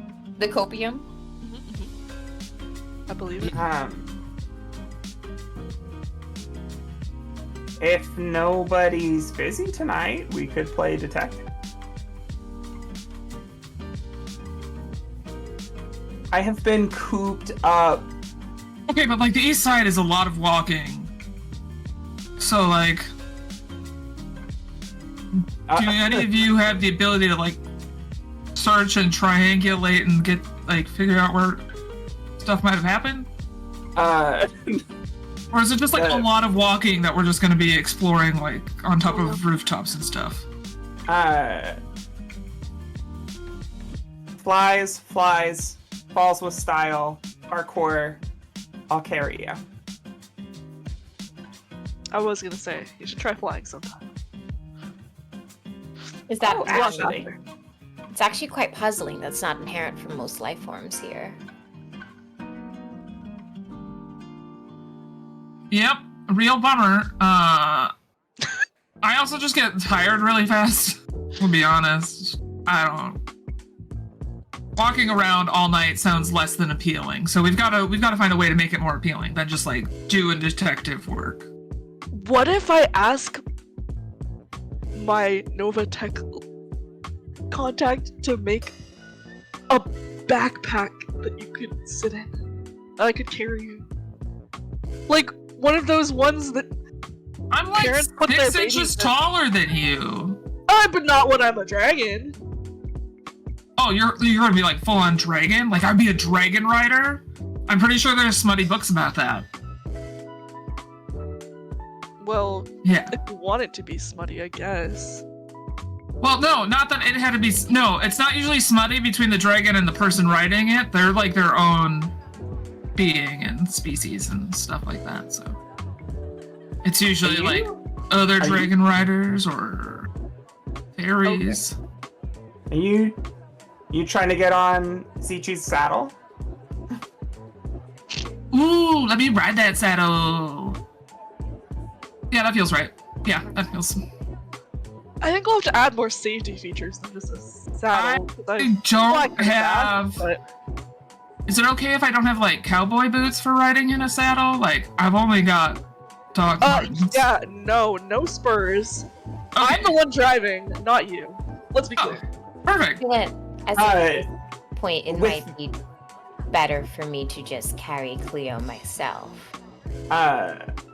Before that comes out, Cass will say with an air of experience, you don't need cowboy boots, you just need heeled shoes for riding.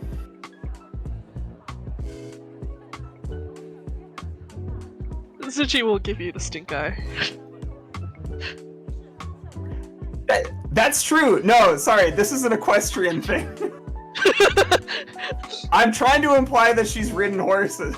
This is fair. We got a fucking ranch upstate. No, you were being a hoe on the internet, and we all watched. You like a horse. I feel like that Long Island's really coming out right now. That Long Jump Island is really coming out. Bella's looking at Cleo and Zichi making these faces and like. She's talking about our horse. Who the f has horses? You do. Well, I la-ti-da. have a horse, but that's. I imagine it's not even our family, it's like our aunt and uncle.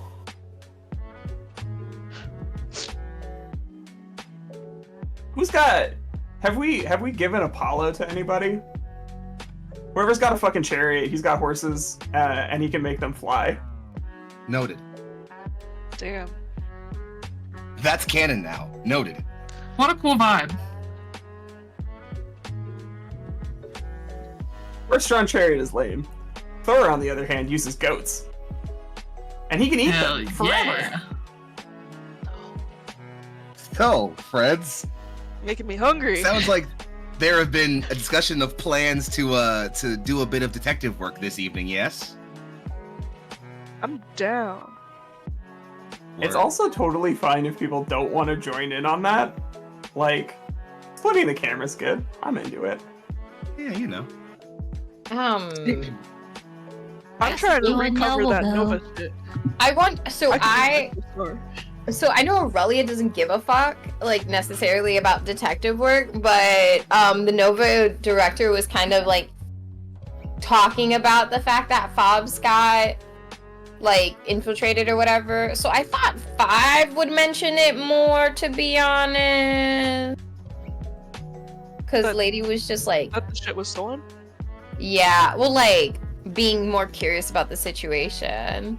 Just for the fact that Big Director Lady was like, our shit's getting hit, man. It's important. And then Aurelia's like, that's petty as shit. Why you want me to work with that crap?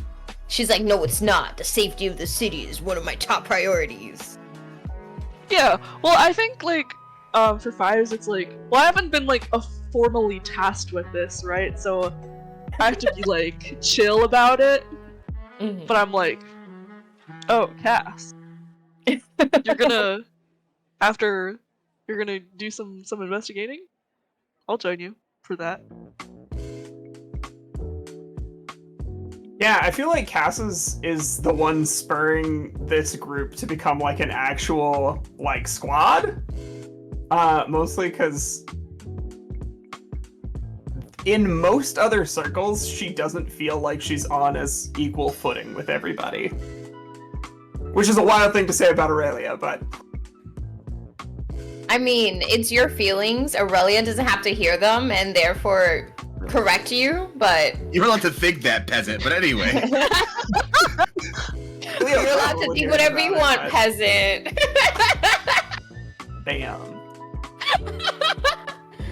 I'm rich and I don't even treat people like that. Well, she's not treating you like this because you didn't share your feeling. No, I'm kidding. Hilarious. She'll get better one day. This is just how she was raised. And everybody else was raised around her. So are we cutting to rooftops? Nope. As instead, Cleo, you get an alarm going off. You've got like 15 minutes to your therapy appointment. Alright, I'm gonna go, borrow a scooter. I'm gonna go to an appointment. Alright, later nerds. And she'll just walk out and... Have fun, don't fall in! Yeah, she'll just hack into a scooter and mosey about her way. She doesn't need actual technology knowing who she is or where she is. That's fucking weird. More than valid. As you scoot off on somebody's scooter, the camera pans back over to all of you all, but takes a brief pause at the counter of this shawarma stand of shawarma girls, as the person behind the counter yells a quick "Hey!" as we see a small figure dart away from the like set of to-go order stands towards the door, carrying a bag full of food. Is it that Is it fucking the boy? kid? It's the boy, isn't it? It's absolutely the kid. I'm gonna go Yeah. after No the attention boy. paid.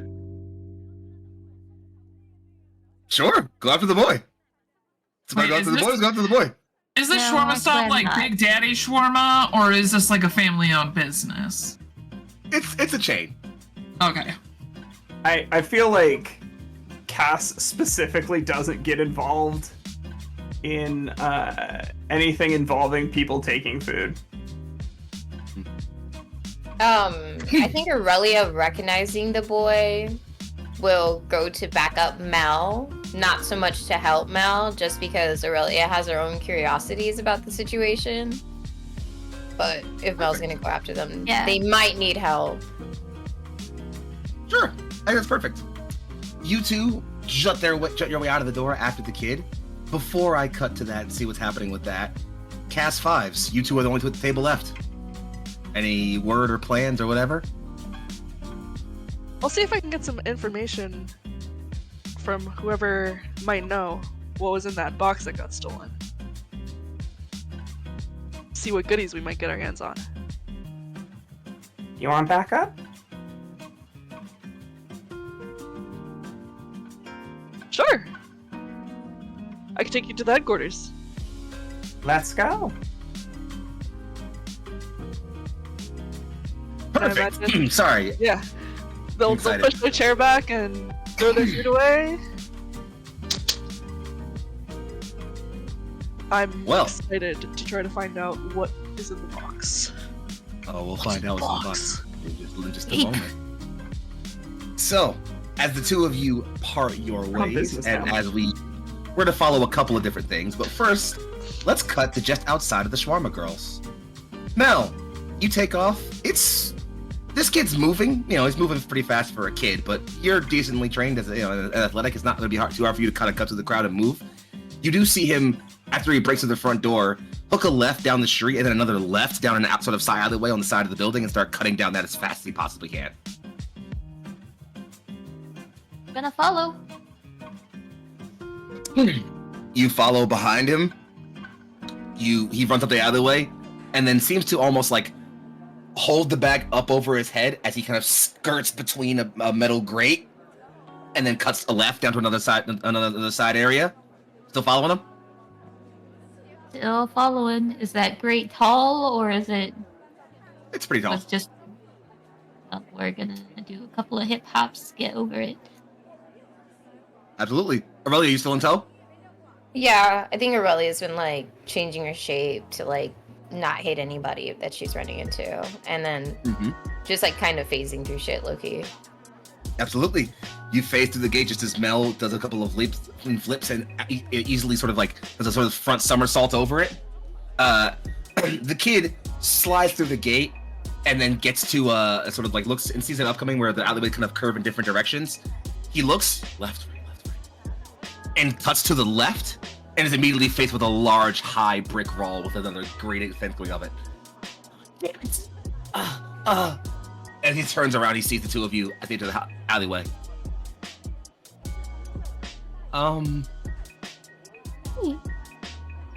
We're not gonna take it. We're not upset with you. You're the little boy from yesterday, right? He turns his head. Oh, He widens his eyes somewhat. You secret. You did the Secret. But yeah. He looks over to you, Aurelia, just as you kind of like phase around the corner, and he kind of like, you're both.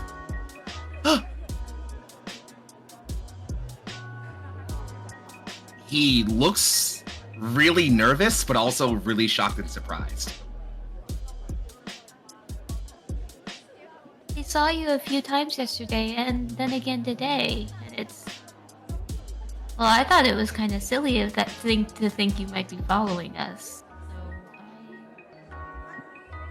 I just kind of wanted to see what's going on and see why you're stealing food.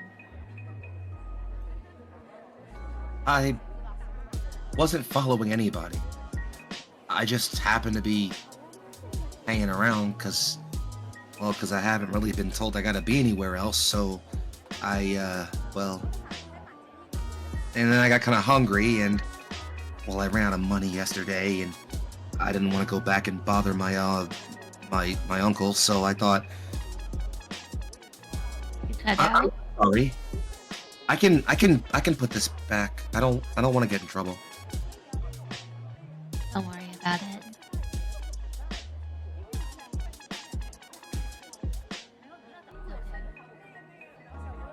He pulls it a bit back towards himself. What are your names?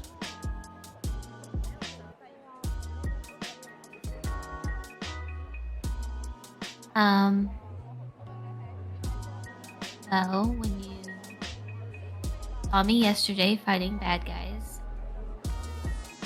like when I'm like that, I'm Medusa. And like this, you can call me Mel. Really important to not get those two confused, okay? Okay. And you? What's your name? I don't see how that's important. Oh, I'm sorry.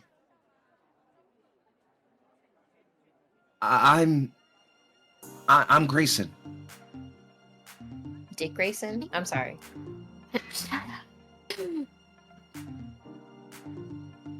Nice to meet you, Grayson. And I'm sorry, it cut out for me when you were saying when he was saying I don't want to bother. He just said I don't want to get in trouble, that's all. Okay. Did he say if he had somewhere to stay? He did mention an uncle that he hadn't said anything about it specifically, like having somewhere to stay, but he did say he had an uncle. Is he wearing the same clothes as yesterday? No. And this is the little boy that, like, was with Vol that one time? He wasn't with him, but you did see Vol in the crowd of people yesterday as he ran past, and Vol did cut his eyes to it. Okay.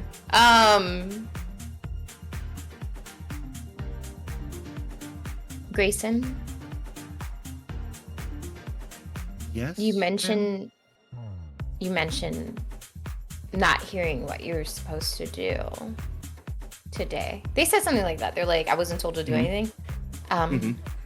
Not being told to do anything today. Do you receive orders from somebody? My uncle sometimes tells me to hang out somewhere or to go some places and get some stuff for him sometimes, or sometimes he just kind of tells me to stay at home and not bother with things to stay out of trouble. Who is your uncle? He freezes up. I'm not supposed to tell anybody that.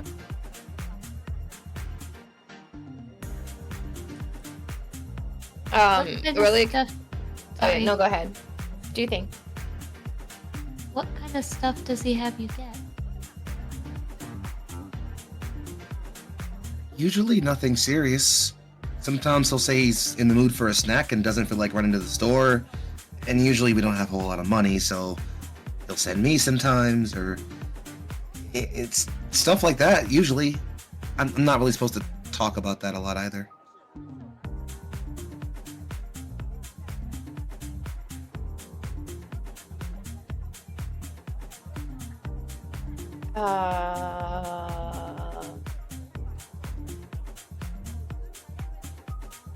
Could I like get them to open up to me more? You could absolutely try to pierce the mask to see the person beneath. Okay. A lot of that happening this session. I need you to roll plus mundane. I don't think I can. Wait, I'm not- there's I also don't a think I'm second gonna option. Up, second option. If you want him to do something, you can provoke him. Oh yeah, I want to If do you want to that. understand him, you can pierce the mask. Sure, I'm we'll do provoke someone. I'm fine with that. Yeah, So let's I'll do see. that. When you provoke someone susceptible to your words, say what you're trying to get them to do and roll plus superior. Wait, but to do it, you do it. So how do you provoke this child? Oh, I have to provoke this child? Well, if you want to use the move, you got to do it to do it. Okay. You What gotta are you fold trying to it get from him? too, How do you try to so Yeah, That's what are you the- trying to that's get a out of him, rule. and how do you try to get out of him? I think it's. Wait, I'm thinking of a word.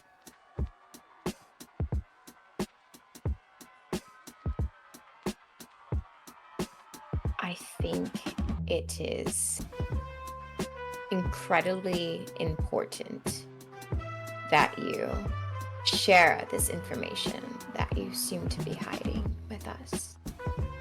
I think Mel was very gracious in allowing you to see her for who she is, so I do not understand why you are incapable of doing the same. You should roll me that plus superior now. I did, and I got a 12. On a 10 plus, they ride to the bait and do what you want. So, I think he just, my Uncle Davis is kinda, he doesn't really talk a lot about what he does, but he definitely has some friends that are weird. And I don't really know. I don't know. Normally he's, again, like I said, he's a pretty nice guy. He just sends me to do some stuff sometimes. Nothing bad, I promise. But I don't know. Lately he's been a little, I guess, busy with work and stuff.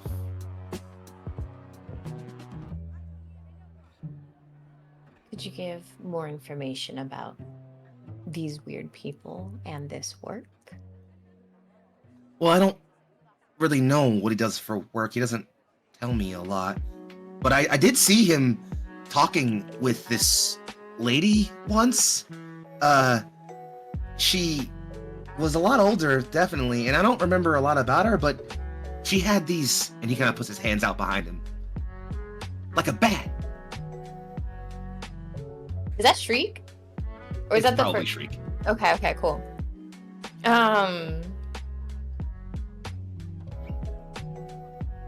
You said his uncle's name is Davis. Davison? Davis, oh.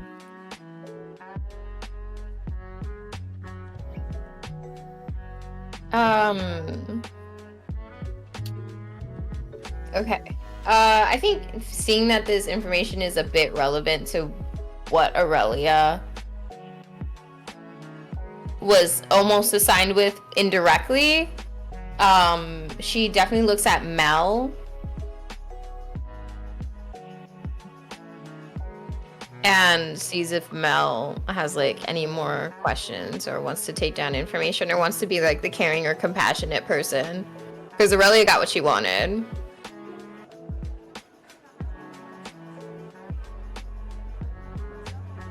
Grayson, were you given orders to be at that Nova facility yesterday?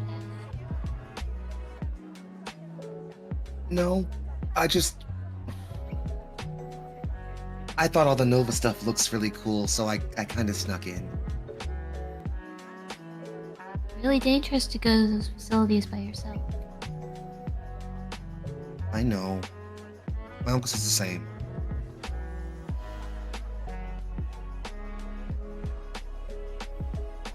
Are you both with Nova? I'm not. We have a friend who is a part of Nova.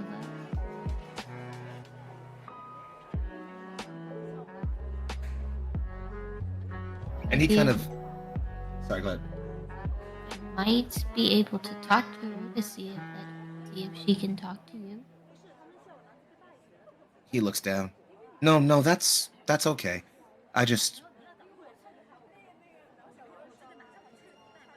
It's dangerous to be a hero. I hope you're both careful.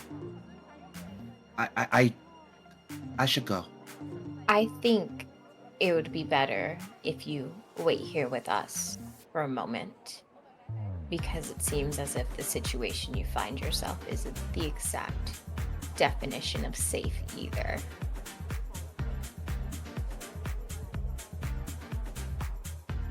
He takes off running. This motherfucker. Aurelia looks at Mel to see if like Mel does anything.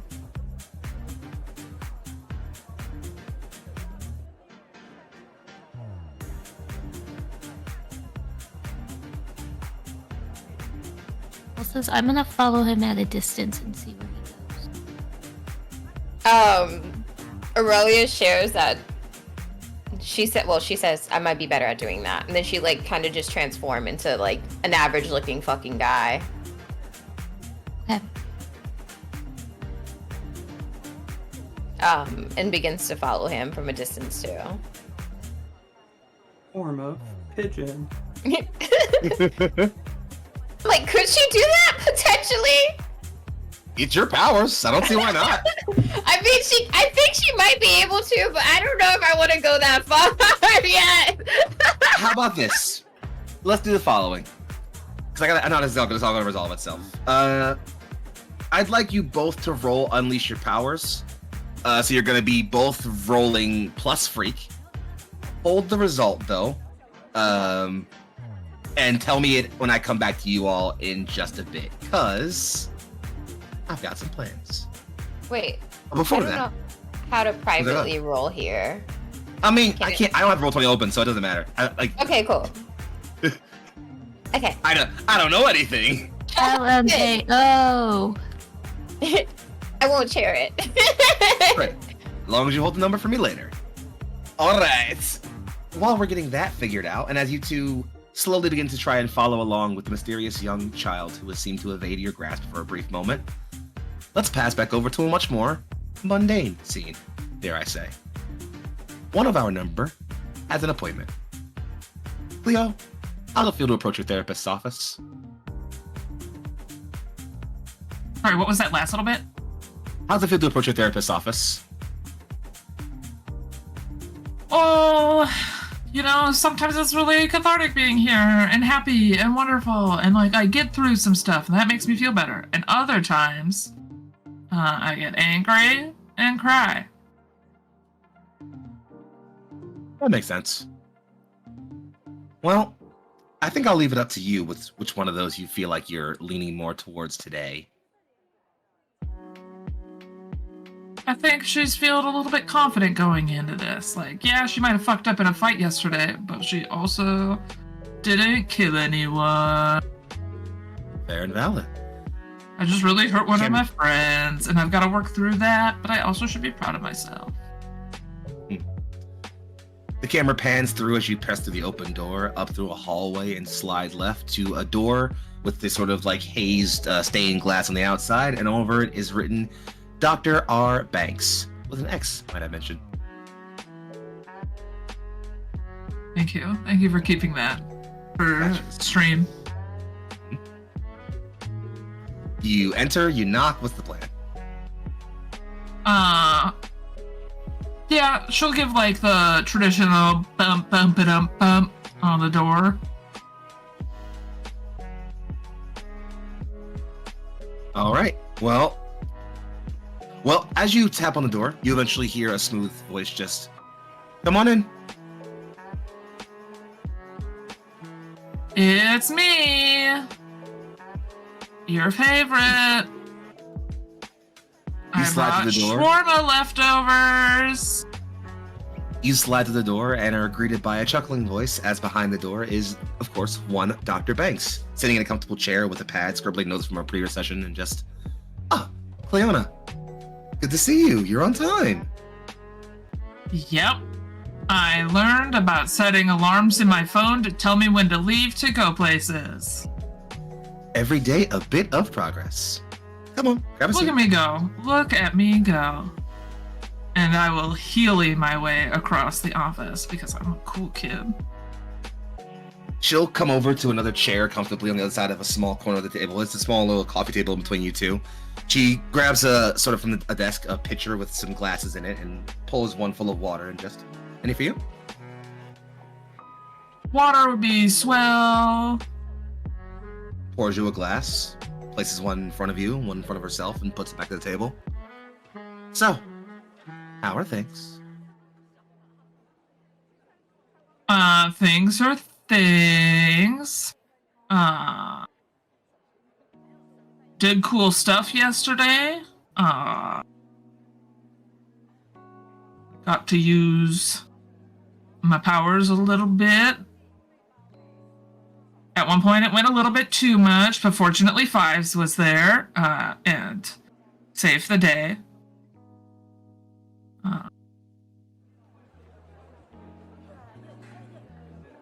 School was cool this morning. And by cool, I mean fine. The curriculum feels very... Nova is great. Nova is awesome. And, you know...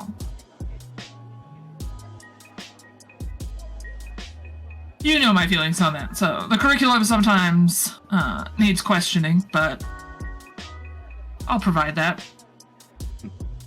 She leans over somewhat and just, that makes plenty of sense, of course. If the concern with using your powers the other day is bothering you, we can focus on that for now. I mean, it was really cool what I did, but at the same time, it was like really bad what I did. Well, from what I understand, someone in your line of work often has to walk that line between really cool and really bad. And it's not always easy. No. It just kind of feels like I have to roll the dice sometimes and like go for it. But at the same time, sometimes you roll the dice real bad and it... Well, I blew out a lot of windows and made glass fall from the heavens, it felt like, and the structural integrity of a Nova building might not be what it once was. She chuckles somewhat surprisingly hearing that and just... Were this any other situation in life, I would say that taking a chance is often the best thing about a new opportunity. However, most chances don't often come with so much collateral. So I can understand Right, and I thought it was just be like screaming in their heads because that's what I was focusing on, but then it was like the screaming went outside that guy's head. It shook the walls and windows. Sounds like it might have been another ability of yours, maybe. Right, and I really don't want Nova... Really... I don't know. I feel like they already know so much that it's like an inevitability that I'll have to tell them about it. Or that they'll probably already know. I really want to know what they know about people. It's weird. Like, they know a lot about a lot of people. Why? Why is that your business? She leans over and says, "Would you believe it if you are not the only altered client I have?" Yeah, that would make sense. Confidentiality is still held up, of course, but when I speak to others about things like Nova, it's often done with a measure of confidence. Or at the very least, it's about things like control. I think Nova can help me get better with my abilities. I think Nova can help me make the best of my abilities. I think Nova can help me make my abilities be put to a good use.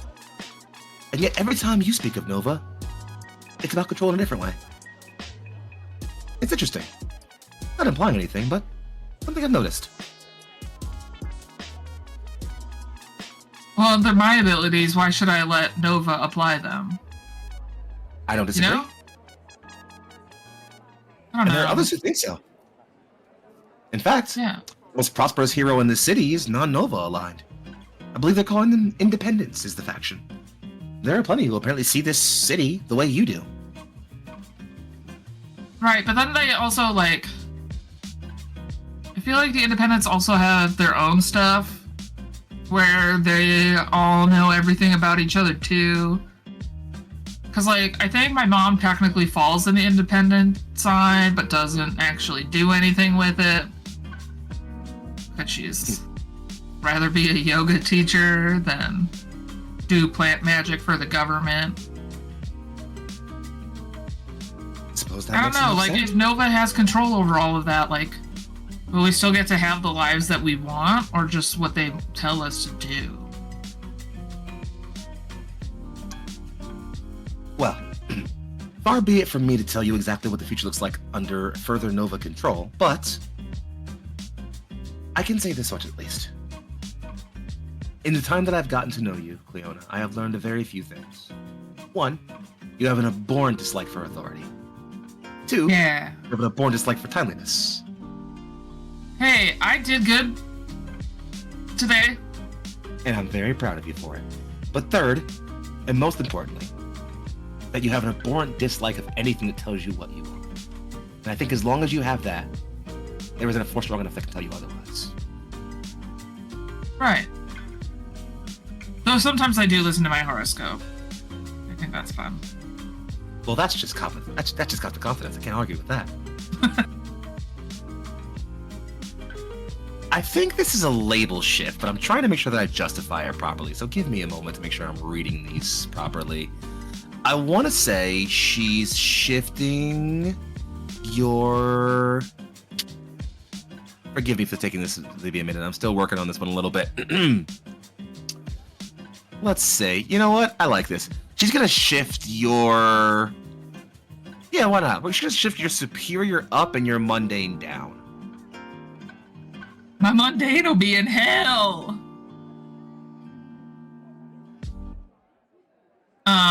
But I'll allow As it. long as it's not below -2, you're good.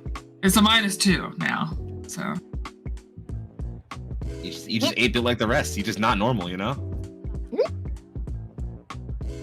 Very well then. Which is wild because of everyone here, she's probably like the most normie facing.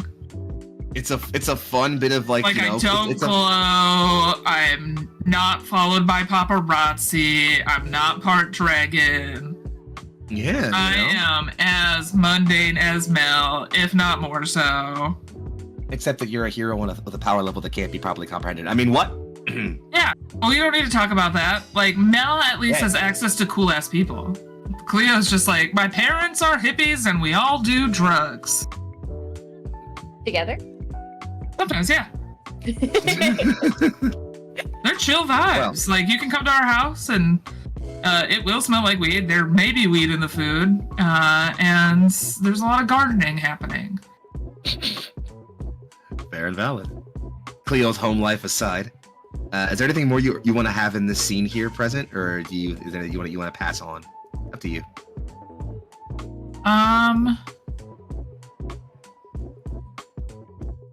I have a question, like, before we wrap up session and all that.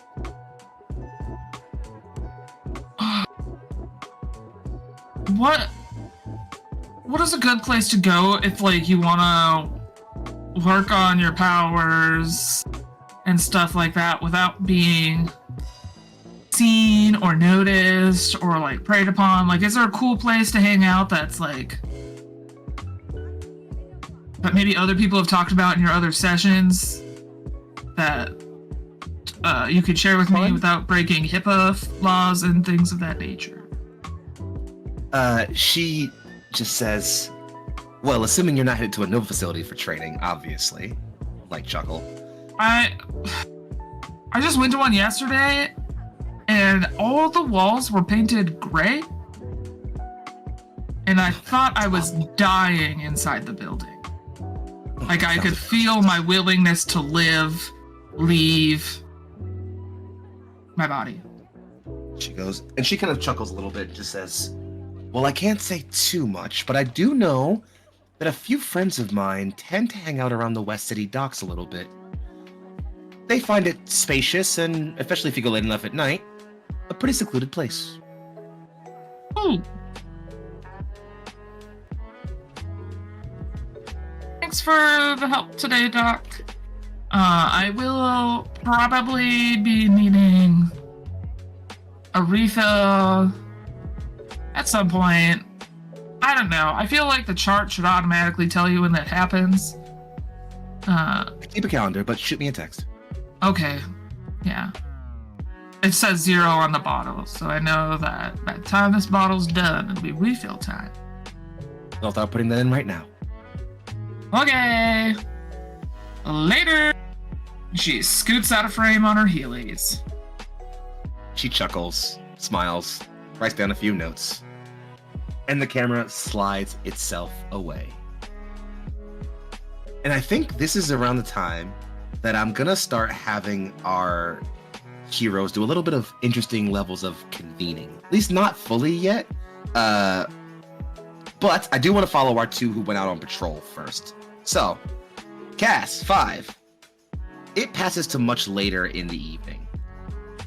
You find yourselves amid the rooftops of the city, moving through and patrolling in the late evening as the sun sets, and keeping an eye out for, well, I imagine anything close to a lead that might draw you a bit closer to what happened with that strange Nova supply cache that seems to have gone missing. That big box.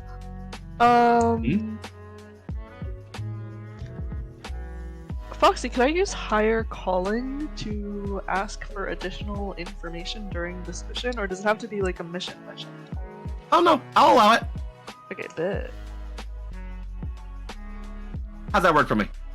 So I roll plus soldier, and then depending on it, I will see.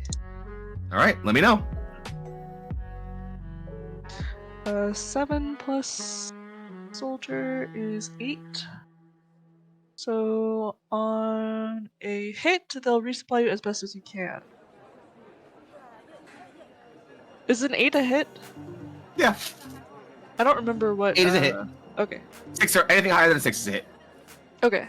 7 to 10 is or usually 7 to 9 is a hit, and then 10 plus is like a full hit or a strong hit or something like that. Yeah, it's miss at 6 or less. Anything above at 7 or above is a hit, and then it's a partial hit on 7 to 9 and full hit on 10 plus. 10 plus. Cool. Yeah. So on a hit, they'll resupply you as best they can. But I'm not really asking for equipment. I'm asking for information. So. Okay. No. Okay. Then I can give you that. 5, in your time digging through the caches and repositories, as you were able to look at reports on the attack, while it's still being tallied on for like what was counted for and what might have been lost, you're getting a couple of leads. But what you do know is that the strong point that was hit over in East City likely had definitely had weapon storage, had a lot of extra gear and equipment for soldiers and for soups operating in the area. It also had a Nova data bank. That sounds bad. A little bit.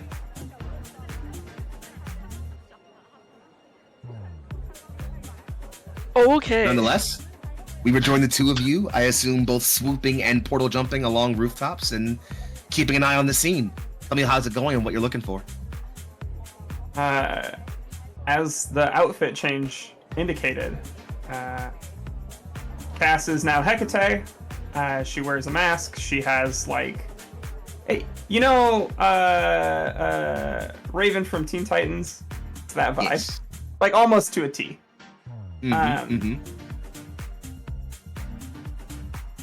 But in her specific powers are like, she makes a portal and then she can move through it, maintaining her velocity. So the way that she flies is she just like portal,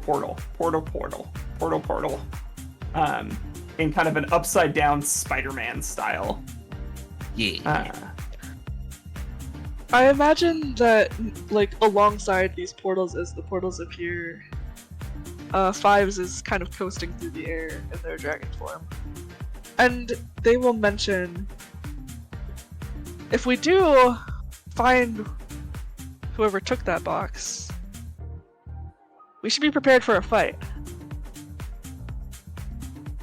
Totally Could either agree. be weapons, which would be really bad, or soup gear, which would also be really bad, or there's also a possibility it's a data bank, which would mean they...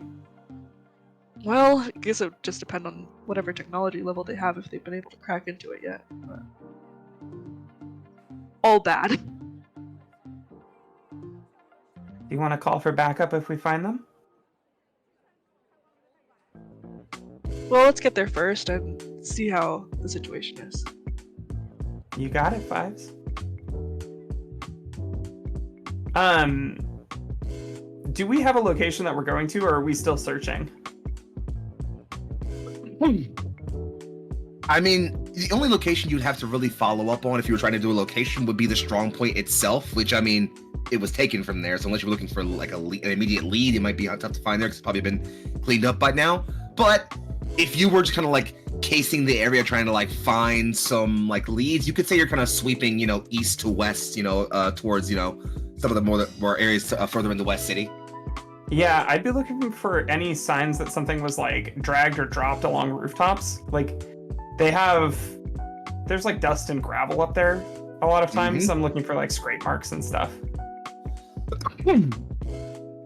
I won't even make you roll for this one. You absolutely do manage to find a trail, which is the thing that you two have been following for a while here, and it goes for a while. Like again, this strong point was in East City, and it hits the rooftops not too far from the strong point, and seems to keep moving along rooftops and buildings wherever it can. And it's dragged all the way through Central City and is now moving into, or like almost like around Central City. It is now moving into the sort of like lower end of West City.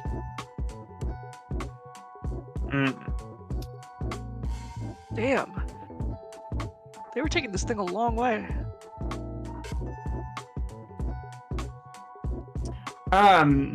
Based on what I know about the other points that were hit, how does this compare in terms of like distance they would have to travel to bring the box back? Sorry, phrase that one more time for me. Okay, so this is like the one successful heist. Is it closer or farther in distance than the other heists that weren't successful? Is this one really far away? Are they all really far away? I guess she's kind of putting on her Batman greatest detective. You're building the mind map of like the where they all hit, where do they converge, and kind of what's that sort of thought. Yeah, and mostly just thinking like, man, if they had to do this, there's no way that somebody else didn't see them. Like there are capes in the sky all the time. So the first thought, well, it's funny that you think that, which is, so you have that exact thought process. And one, thinking about what you know, because Fives, you actually were able to get reports on all the other places that were hit, strong points that were hit. So between the two of you configuring that, you can absolutely tell that they were hit in a radius that's sort of like coming out from somewhere, definitely somewhere in West City. And they go pretty far out as far as where the attacks were. And as far as the way these guys are carrying this thing back, this can't have been their plan of getting this back.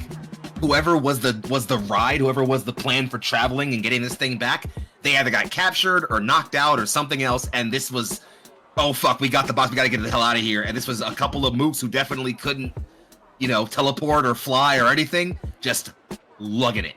And from the way this trail seems to be building, they took their time. They were being very deliberate about trying to not get caught. However, right as you say that, you come across what looks like a trail dragging through some gravel on a roof that stops in the middle of the roof. Touching down.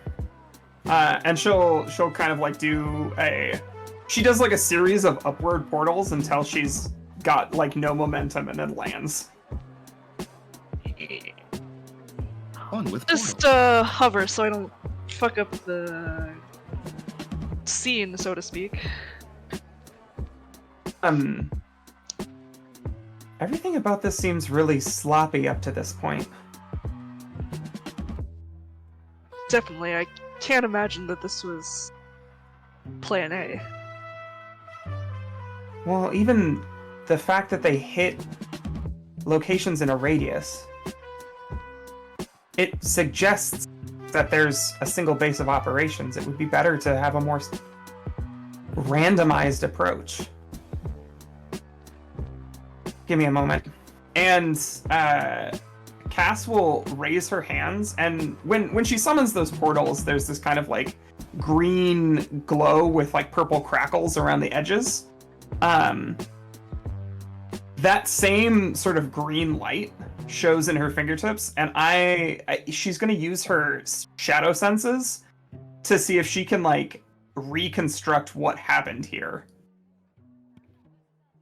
Let's go ahead and see some Unleash Your Power, please. I fuck with that.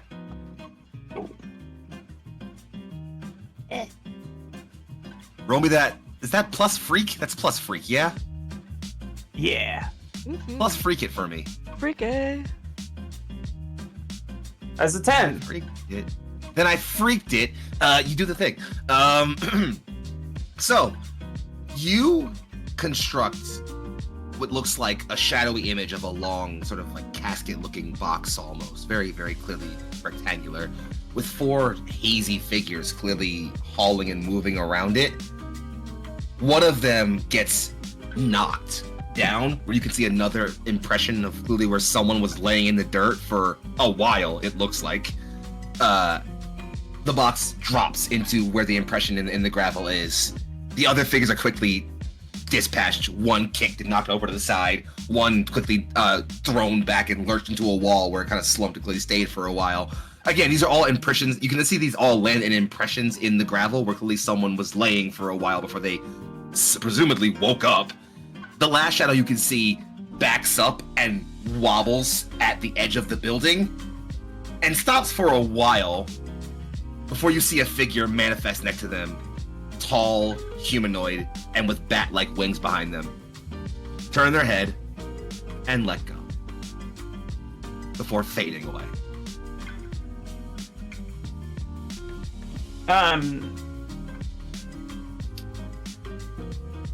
That's interesting. She turns. They didn't stop because they had a better option. They were intercepted by Shriek. The cells aren't working together.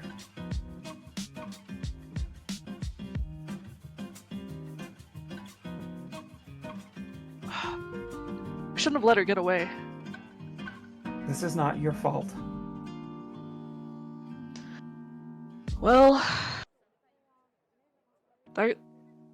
there goes our lead, right? Maybe. Quick intercession. Mel, Aurelia, how those rolls go? Mel, you go first. So I can feel sad. I'm sorry. It was a 5. No, it's so you can Mark potential is what you can do. Yeah.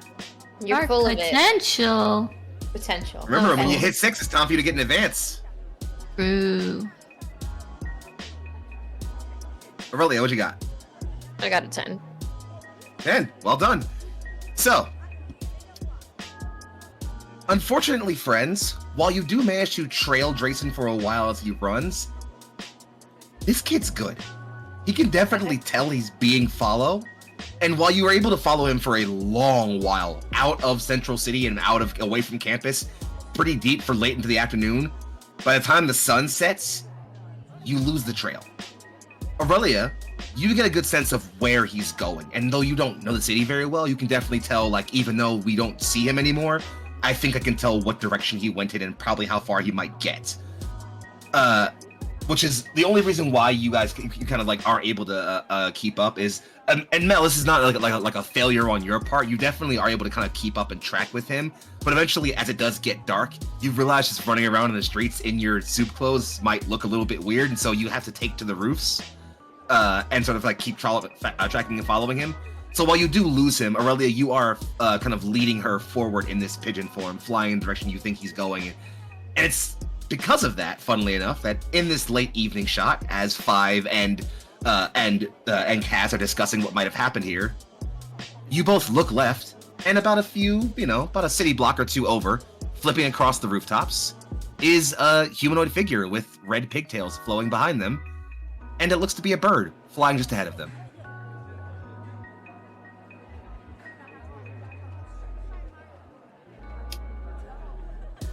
Yo. Can't just say yo because we're like a block apart, but Yeah.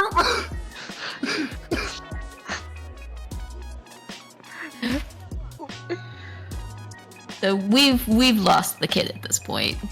Mm-hmm. We've lost the kid. You definitely most likely know what direction he went in, and you can like you were following that direction. But yeah, you've lost the kid. And they're over there with the crates missing. The crate's Crate gone. is missing, but they're doing hero-y, Batman-y detective shit over on the other roof. Thinking really hard. Just Fives floating in midair. Belle just kind of does the whole against the setting sun thing. Wait, so Aurelia and points over. I think that's Melon. Wow, myself. I think that's I think that's Hecate and Vibes over there. Should we go meet up with them? Aurelia, as a pigeon, in her normal voice says, "We should regroup." Let's go. That's funny. I mean, I'm so happy to do that because as somebody who always plays druids, I never get a chance to talk when I'm like a fucking animal. So Hey, take You it. ain't gonna Listen, talk? it makes it easier on me. I'm here I for mean, it. I I Why love not? that the voice has like no concern for like the size, because like it's that druid thing of like when they can talk, then also I got a squeaky voice. Yeah, nah, fuck that. nope, No, bro. nope. I just use my everyday voice as a mosquito. Exactly. But the thing is, like, That would be Aurelia, horrifying. Aurelia, she exists beyond the laws of physics, so there's no pigeon Okay. physics here. Biology doesn't make sense. Yeah, She just- absolutely. She's not like she moves her mouth because it's like the done thing, but she's just vibrating the air. Exactly. Essentially. Absolutely. Alright. We're gonna hop our way across some rooftops and make our way over. Flippity-doo, flippity. As you flip and you fly, you eventually find yourself regrouping as a group of 4 for now, on this rooftop, looking at an imprint in the ground where a box used to be. Cass will drop a pin for Cleo. I see we found the lack of a crate. What have we found here? Calculating, Mel. Well, based on what I can surmise, it was Shriek who ended up picking up the box off of a different cell, but they fought over it. This isn't a coordinated attack in the sense that everyone's working together so much as it's everyone working at the same time. It almost feels like a competition. Like they're trying to impress somebody. An initiation ritual? I'm trying to remember because one of them said dropped something. One of them said something off hat. One of them said something off hat. You While did we were hear one of the fighting. heroes or one of the villains in a fight mention something about the League. One of them, while we were fighting, said something about the League. We have a name for that league, right? The Cypress League. Cypress League. The League of Cypress Legends, League? of course. League of Legends. God damn it. I gotta Whoa. stop you right there. Mel? Okay. Cypress League? I think something that out. Wait, how the fuck does Aurelia say this? The business that we were on before took us to someone, or informed us of someone that seems related to this. It seems as Shriek has also been in touch with a close associate of the child we were tailing till we lost them.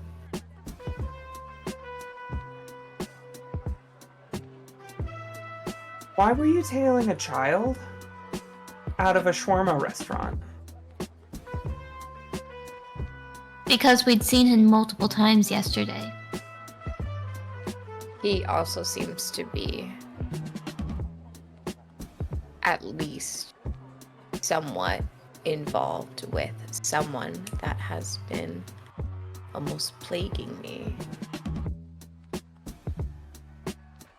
I wouldn't just follow a random child if it didn't mean something. I was worried to a point that he could have been following us. Why? I didn't know, so I wanted to see.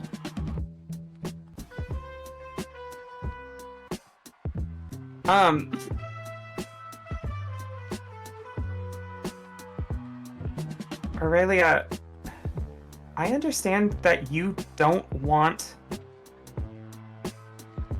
to upset the balance of power, but if we're going to find out what happened here, and if we're going to find a way home for you, you need to open up to us. You can't give us half information when something might be wrong. We can't help if you do that. Yeah. I was giving information as I saw fit. We aren't the only ones that keep our secrets, so. Foxy, I have influence over Aurelia. You do? Yeah. It's true. How? When did that happen? As pregame.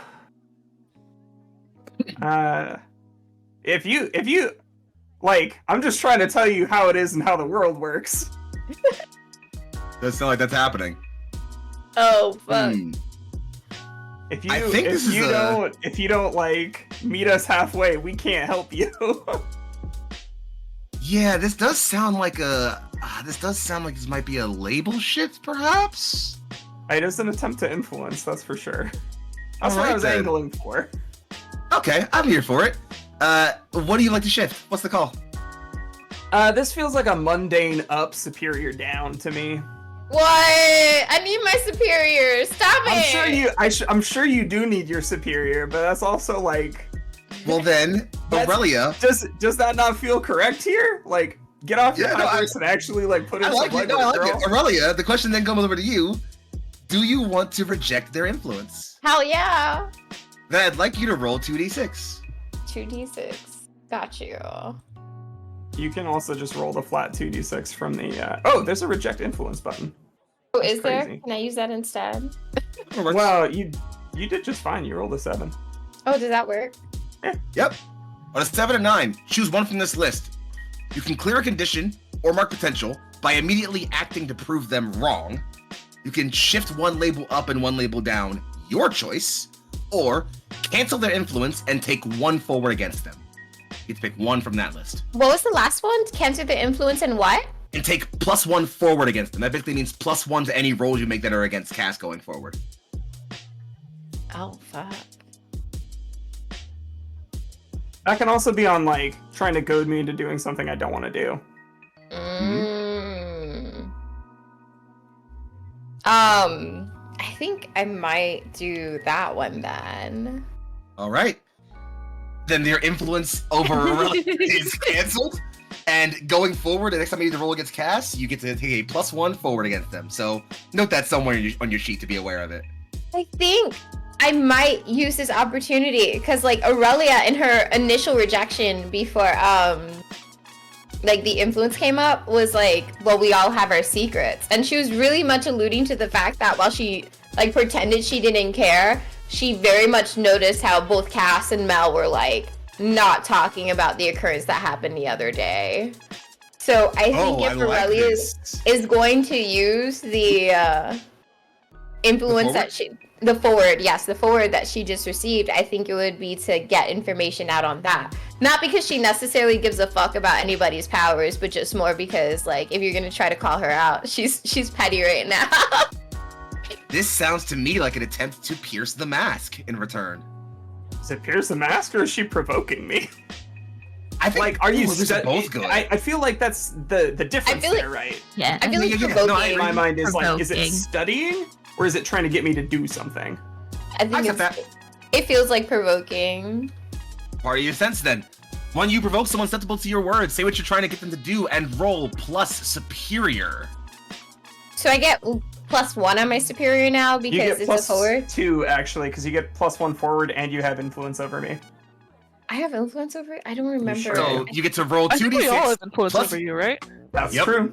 Okay. You get to roll Okay. 2d6 plus your superior +2. Okay, so 2. I got a 9. 9 on the die. Your superior is, or is that 9 total with your superior? I think that's 9 total with my superior. Okay, and then we'll add Yeah, the that plus was the 2. superior roll. So Okay, so then we'll add +2 to that. So that's an 11 total. Proceed Oh, no, I on a think it- 10 plus. no, it's Sorry, a go 9. It is It's a 9. Okay, I think so I then- added the superior to the roll. Yeah. Oh, thank you. Awesome. Good. So then, on a 7 and 9, choose one. So what are you trying to provoke Cass, I guess, to do? I guess like to come forward with some information. Yeah, come forward with new information because I don't know. All right. She was like, they're like, oh, you're hiding shit, and then Aurelia was like, no, you. No. Tell me how you kind of like bite back at that. Tell me like what you kind of say in that moment to kind of be like, oh no, we're talking about this. We're talking about this. I think it's kind of just like the initial thing that I said, where she said, well, we all have our secrets, don't we? The camera follows that word bubble as it zooms in on Cass's face. Choose, Cass. You could either do the thing you're being provoked to do and add one to the team pool, or don't and mark a condition.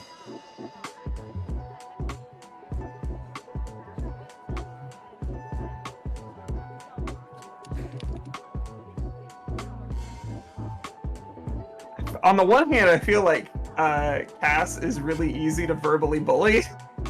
On the other hand, Mel is right there. It's true. Welcome to Mass, Listen. baby! Mel's not gonna retaliate. I know, but like, I don't That doesn't think make Cass. it feel better. I don't think Cass would just up and be like, I don't want to get my. I don't think she would say, I don't want to get my sister's hopes up about having powers because I just don't think it's gonna happen. Which is the truth. But she doesn't have enough conditions to do that right now. You could mark one and say nothing. I will mark one, but what I will say is I'm not stopping Mel from talking about anything. And I will mark guilty. I love that. Go ahead and mark guilty for me. And I love the tension sitting in this moment. Really, I assume you're no longer a pigeon, yes? Yeah, no, she's not. Imagine Okay, having just a making whole sure. conversation as a pigeon! Listen, I have to make sure. And I think it's as you two kind of like square off, eye to eye for a brief moment, looking at each other, Mel and Five, you're looking at this very tense moment of team disheartening for a moment, a bit of disharmony, as it were. when a fire escape is quickly being climbed by someone. Cleo, I'm gonna go ahead and just say your apartment is in West City, and thus it wasn't that far for you to get to your friends here. You show up right at this moment. I'm breathing so loud and so heavy. God, fucking up. We had to go up. It couldn't be down on the road where things happen. Actually, I don't think Cass is gonna do anything because she's feeling away. Yeah, I think, Cleo, you like, as you complain, you look up and see Five and Mel looking off to the side as Cass and Aurelia are squaring off, effectively, for lack of a better word. And I missed something. Well, you made it just in time. For what? What's happening? Five's little gesture like, I don't know, What are you guys doing? Looking at this dent in the ground? I thought we were investigating. Is this One of us gonna do Sassy something to tongue. get Cleo ups. Are one of you going to help Cleo? Yeah, Fortunately, sure. this is I one can I get can't. up. It's fine. You get footholds from little shadows that like pop up underneath you. I don't know if I like it, but I can appreciate it at the same time. Alright, can you scoot that one a little bit to the right? I fell on my heelys earlier and I cannot. I can't reach. She'll do the thing. Thank you. Alright, so weird vibes up here. Nice. We were just saying Mel and Medusa and Morphine had a lead to follow. A kid that was hanging around yesterday. I don't know if you saw him. But Oh yeah. He was in the deli too, but then I left and I just I pay attention. And I was concluding that it looks like these coordinated strikes may be a little bit less coordinated and more of like an ongoing induction, probably into the Cypress League. Oh. Like hazing? But like really bad hazing because most of them got their shit rocked. Basically. Well, don't put me down for Cypress League then.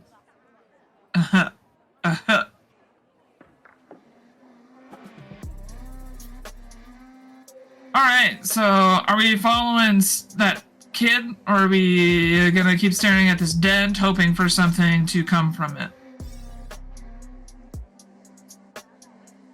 And Hecate will turn to Morphine. And Medusa, rather. Have a general sense of the direction that we can go. Did we get that saddle rigged up on ZG? No, I haven't made it yet. I still needed proportions and stuff. Here, I just told you. yeah, well, you can, okay, well, you can hold me now, but we should also get your measurements for next time. Noted. My dad is like super good with leather work, and I don't know why. So hopefully that feels comfortable against dragon scales. Or if there's a better fabric, I don't know. Polyester feels wrong and weak. No, Cotton you- sounds sweaty. Usually put some cloth underneath the leather to avoid chafing. What's your favorite color? I have skills. I'm not a horse. But like, also, what's your favorite color? Spies will gesture at their body. Okay, Purple? I'll have to get some dyes too. It doesn't need to be. It's fine. I That would be need really the nice. aesthetics. You may not care about them, but I do. Fair enough. Well, you'll be riding in style then. Of course. That's an out of character. Oh my. I think that's a really interesting spot to kind of do a bit of sliding back. But, Aurelia, as you are facing off against Hecate and kind of looking and thinking about things and considering people keeping their secrets, several rooftops away, you see a robed figure standing perfectly still on clothed feet. This motherfucker. A puff of smoke goes up from a chimney. In an instant, they are no longer there.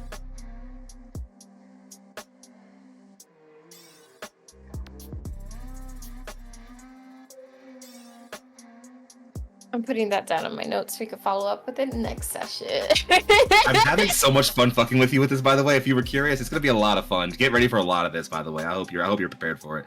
No, Hecate is so right, but Aurelia is just such a bitch right now. I'm sorry. I have questions It's good. about It's the person good. who's, like, bothering you, but you know. Well, how about I give all of us a couple of answers before we settle off for the evening? Actually, you know what? You guys call. Outros first or cool scene first? Oh, I love an outros into cool scene. Outros in the- Personally, that's just speaking for me. Let's keep it Love simple and outros light into- then. Let's keep it simple, light, and sexy then, friends, in the order that I call you out. First off, I want to thank everyone for coming out to a lovely episode of Jump City Sirens, our second episode in, and things are already ramping up in this lovely city of future seekers. It's only gonna get crazier from here, friends. Before I talk any more about that, though, I want to pass it around to my players and give them a little bit of time to give you all some love. So, friends, in the order that I call you out, please tell me and tell everybody else who you are, who you've been playing tonight, where you can be found on the internet, and what other cool things you might have coming up sometime soon. Let's start with our person who was happy to join us today, Vermin. Take us away. What's up, everybody? I'm Legendary Vermin. You can find me all over the internet as Legendary Vermin. All the places on the internet that matter. That includes Twitch, Blue Sky, Twitter, Itch, YouTube, other places. I'm probably in your favorite video game is that. If you want to see more of me on this channel, you have a few good opportunities to do so. Coming up in a week or two on Monday, we've got the last episode of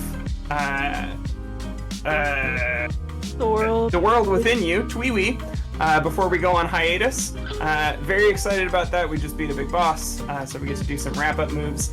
And I'm going to set the stage for some bullshit that my players will have to just, like, wait to find out the result of. It's going to be great. If you want to check out the games that I make, you can go to legendary-vermin.itch.io. I recommend checking out all my games, but if you want a nice, big, delicious game, check out No Amount of Armor. That is my role-playing game of big robots and big feelings and trying to stay in the war despite all the things pulling you away from it. That's all I got. I've been Hecate/Cassandra Drakos. Later! Thank you, Vermin, for having your time with us. I hope we have a long and prosperous adventure with you here alongside us. Passing the camera alongside next to the incredible and incomparable Ali, Peach Senpai. I feel like with such an outro that Vermin did, I don't even know what to say about myself. I guess I'm Ollie or Ollie Peach Senpai, and I stream on Twitch, like, sometimes, more recently a lot, too much maybe for some. But as always, I'm so appreciative of the players and the wonderful GM. Thank you so much for putting this together. It was an amazing time. I look forward to 2 weeks from now. And I am so glad to have had you along with us for the ride. I look forward to seeing you back here in 2 weeks with us, passing it on along to the one and only Corndog McGraw. It's me, Corndog. Okay, you can find me on the internet at Corndog McGraw. Do your best. I'll be over on Crits and Giggles tomorrow night for Tetragon one, and then I'll be back here on Monday for Oathsworn. I'm just online. And I'll be in more coming soon, but that's for a later date. Okay, I'm done. Back to you. We're glad you're here, Corndog. Thanks for coming along for the ride. Passing it over to the internet famous Meg Mysteria. Oh, I'm not quite internet famous, but I am Meg and/or Meg Mysteria, and you can find me as such on Twitch, on Twitter, on. You can also find me on Blue Sky. As far as where you can find me coming up, I think on the 16th, I believe, over on Singularity Roleplay, you'll be able to find me for our next Fragments of Tomorrow's Apocalypse game session at City of Mist. I'm guest starring as my Silver Soul gatekeeper, Renee Webb. If you don't know what a Silver Soul is, it's the gatekeeper's version of an avatar. It means I am full power, baby. Looking forward to seeing Meg at their maximum. Yeah, it's gonna be fun. For that, you'll see me back here in a couple of weeks for this, Jump City Sirens. Yeah. It's gonna be fun. I can't wait to see you back here for it. And thanks for being a part of our adventure tonight, Meg. For having me. Now give it to Egg Chad. Passing it over to my favorite Egg. Take it away, darling. Yo, I'm Emily or Eggchan, and you can find me as Eggchan on Itch and Twitch. I'm streaming again? Question mark? Period. I'm not so sure about that one. You can find me here in 2 weeks for Jump City Sirens, and also this upcoming Saturday for Knights of New Avalon, which is our beacon game. I'm also horny there, so it's a good time.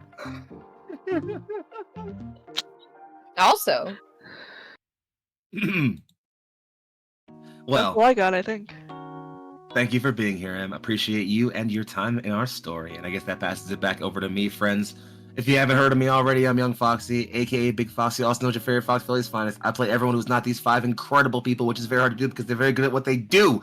If you want to see my face, you can catch me usually right here on the Alliance Roleplay for a couple of upcoming things. Most importantly, I'll mention the following. As already mentioned, you'll see me back for Knights of New Avalon. You'll see me in a couple weeks for Tears of Divinity, Fading Chronicle, our Lancer adventure.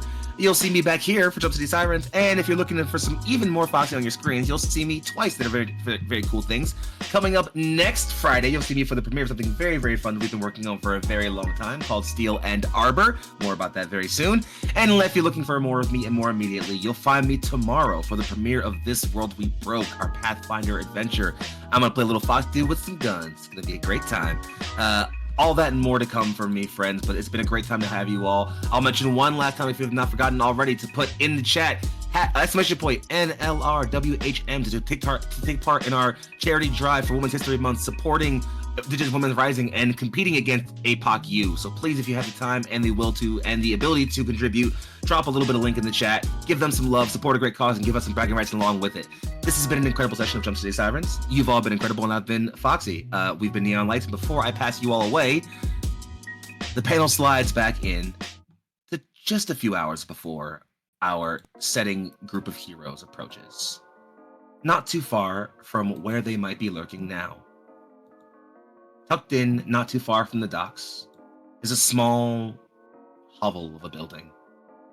A barely functional, barely held together, what might have been a home at some point.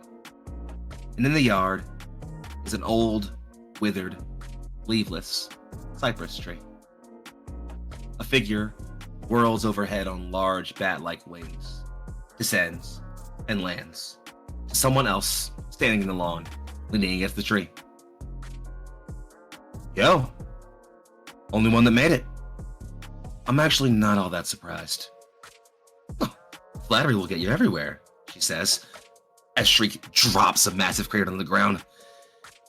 This, however, was not easy. What the hell is this thing? He goes, not anything for you to worry about. What is important, though, is, well, you got the job done. Deal's a deal. She goes, so I'm one of you now? Oh, how wonderful it is to have friends. He says, celebrate somewhere else. We'll call you when we need you. Jay only gets more serious from here, so you ready, yeah?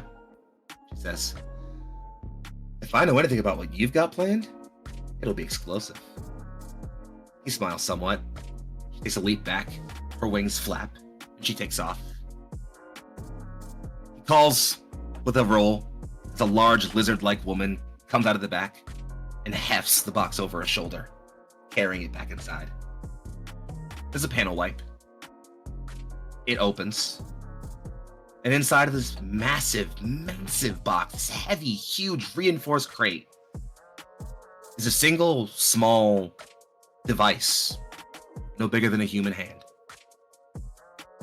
Jet picks it up, twirls it in a hand. All that effort for just this. They're a bit important. Around him are several individuals. Someone who looks to be mostly devoid of human features, almost appearing like a smooth gray. Someone who is older and gnarled with a hood over their head obscuring their features. The previously discussed lizard-like woman standing to the side with her bulk. And someone else with a hood over her head, idly twirling at some kind of data pad. Heads up. Phase 1's done. We're on to Phase 2 now. It only gets messier from here. Get yourselves ready. We got work to do. The woman picks up from the data pad. What about the broker? I want to talk to him now. Let's see what he's got. You know how to find him? Nope. He always finds me. He leaves the room.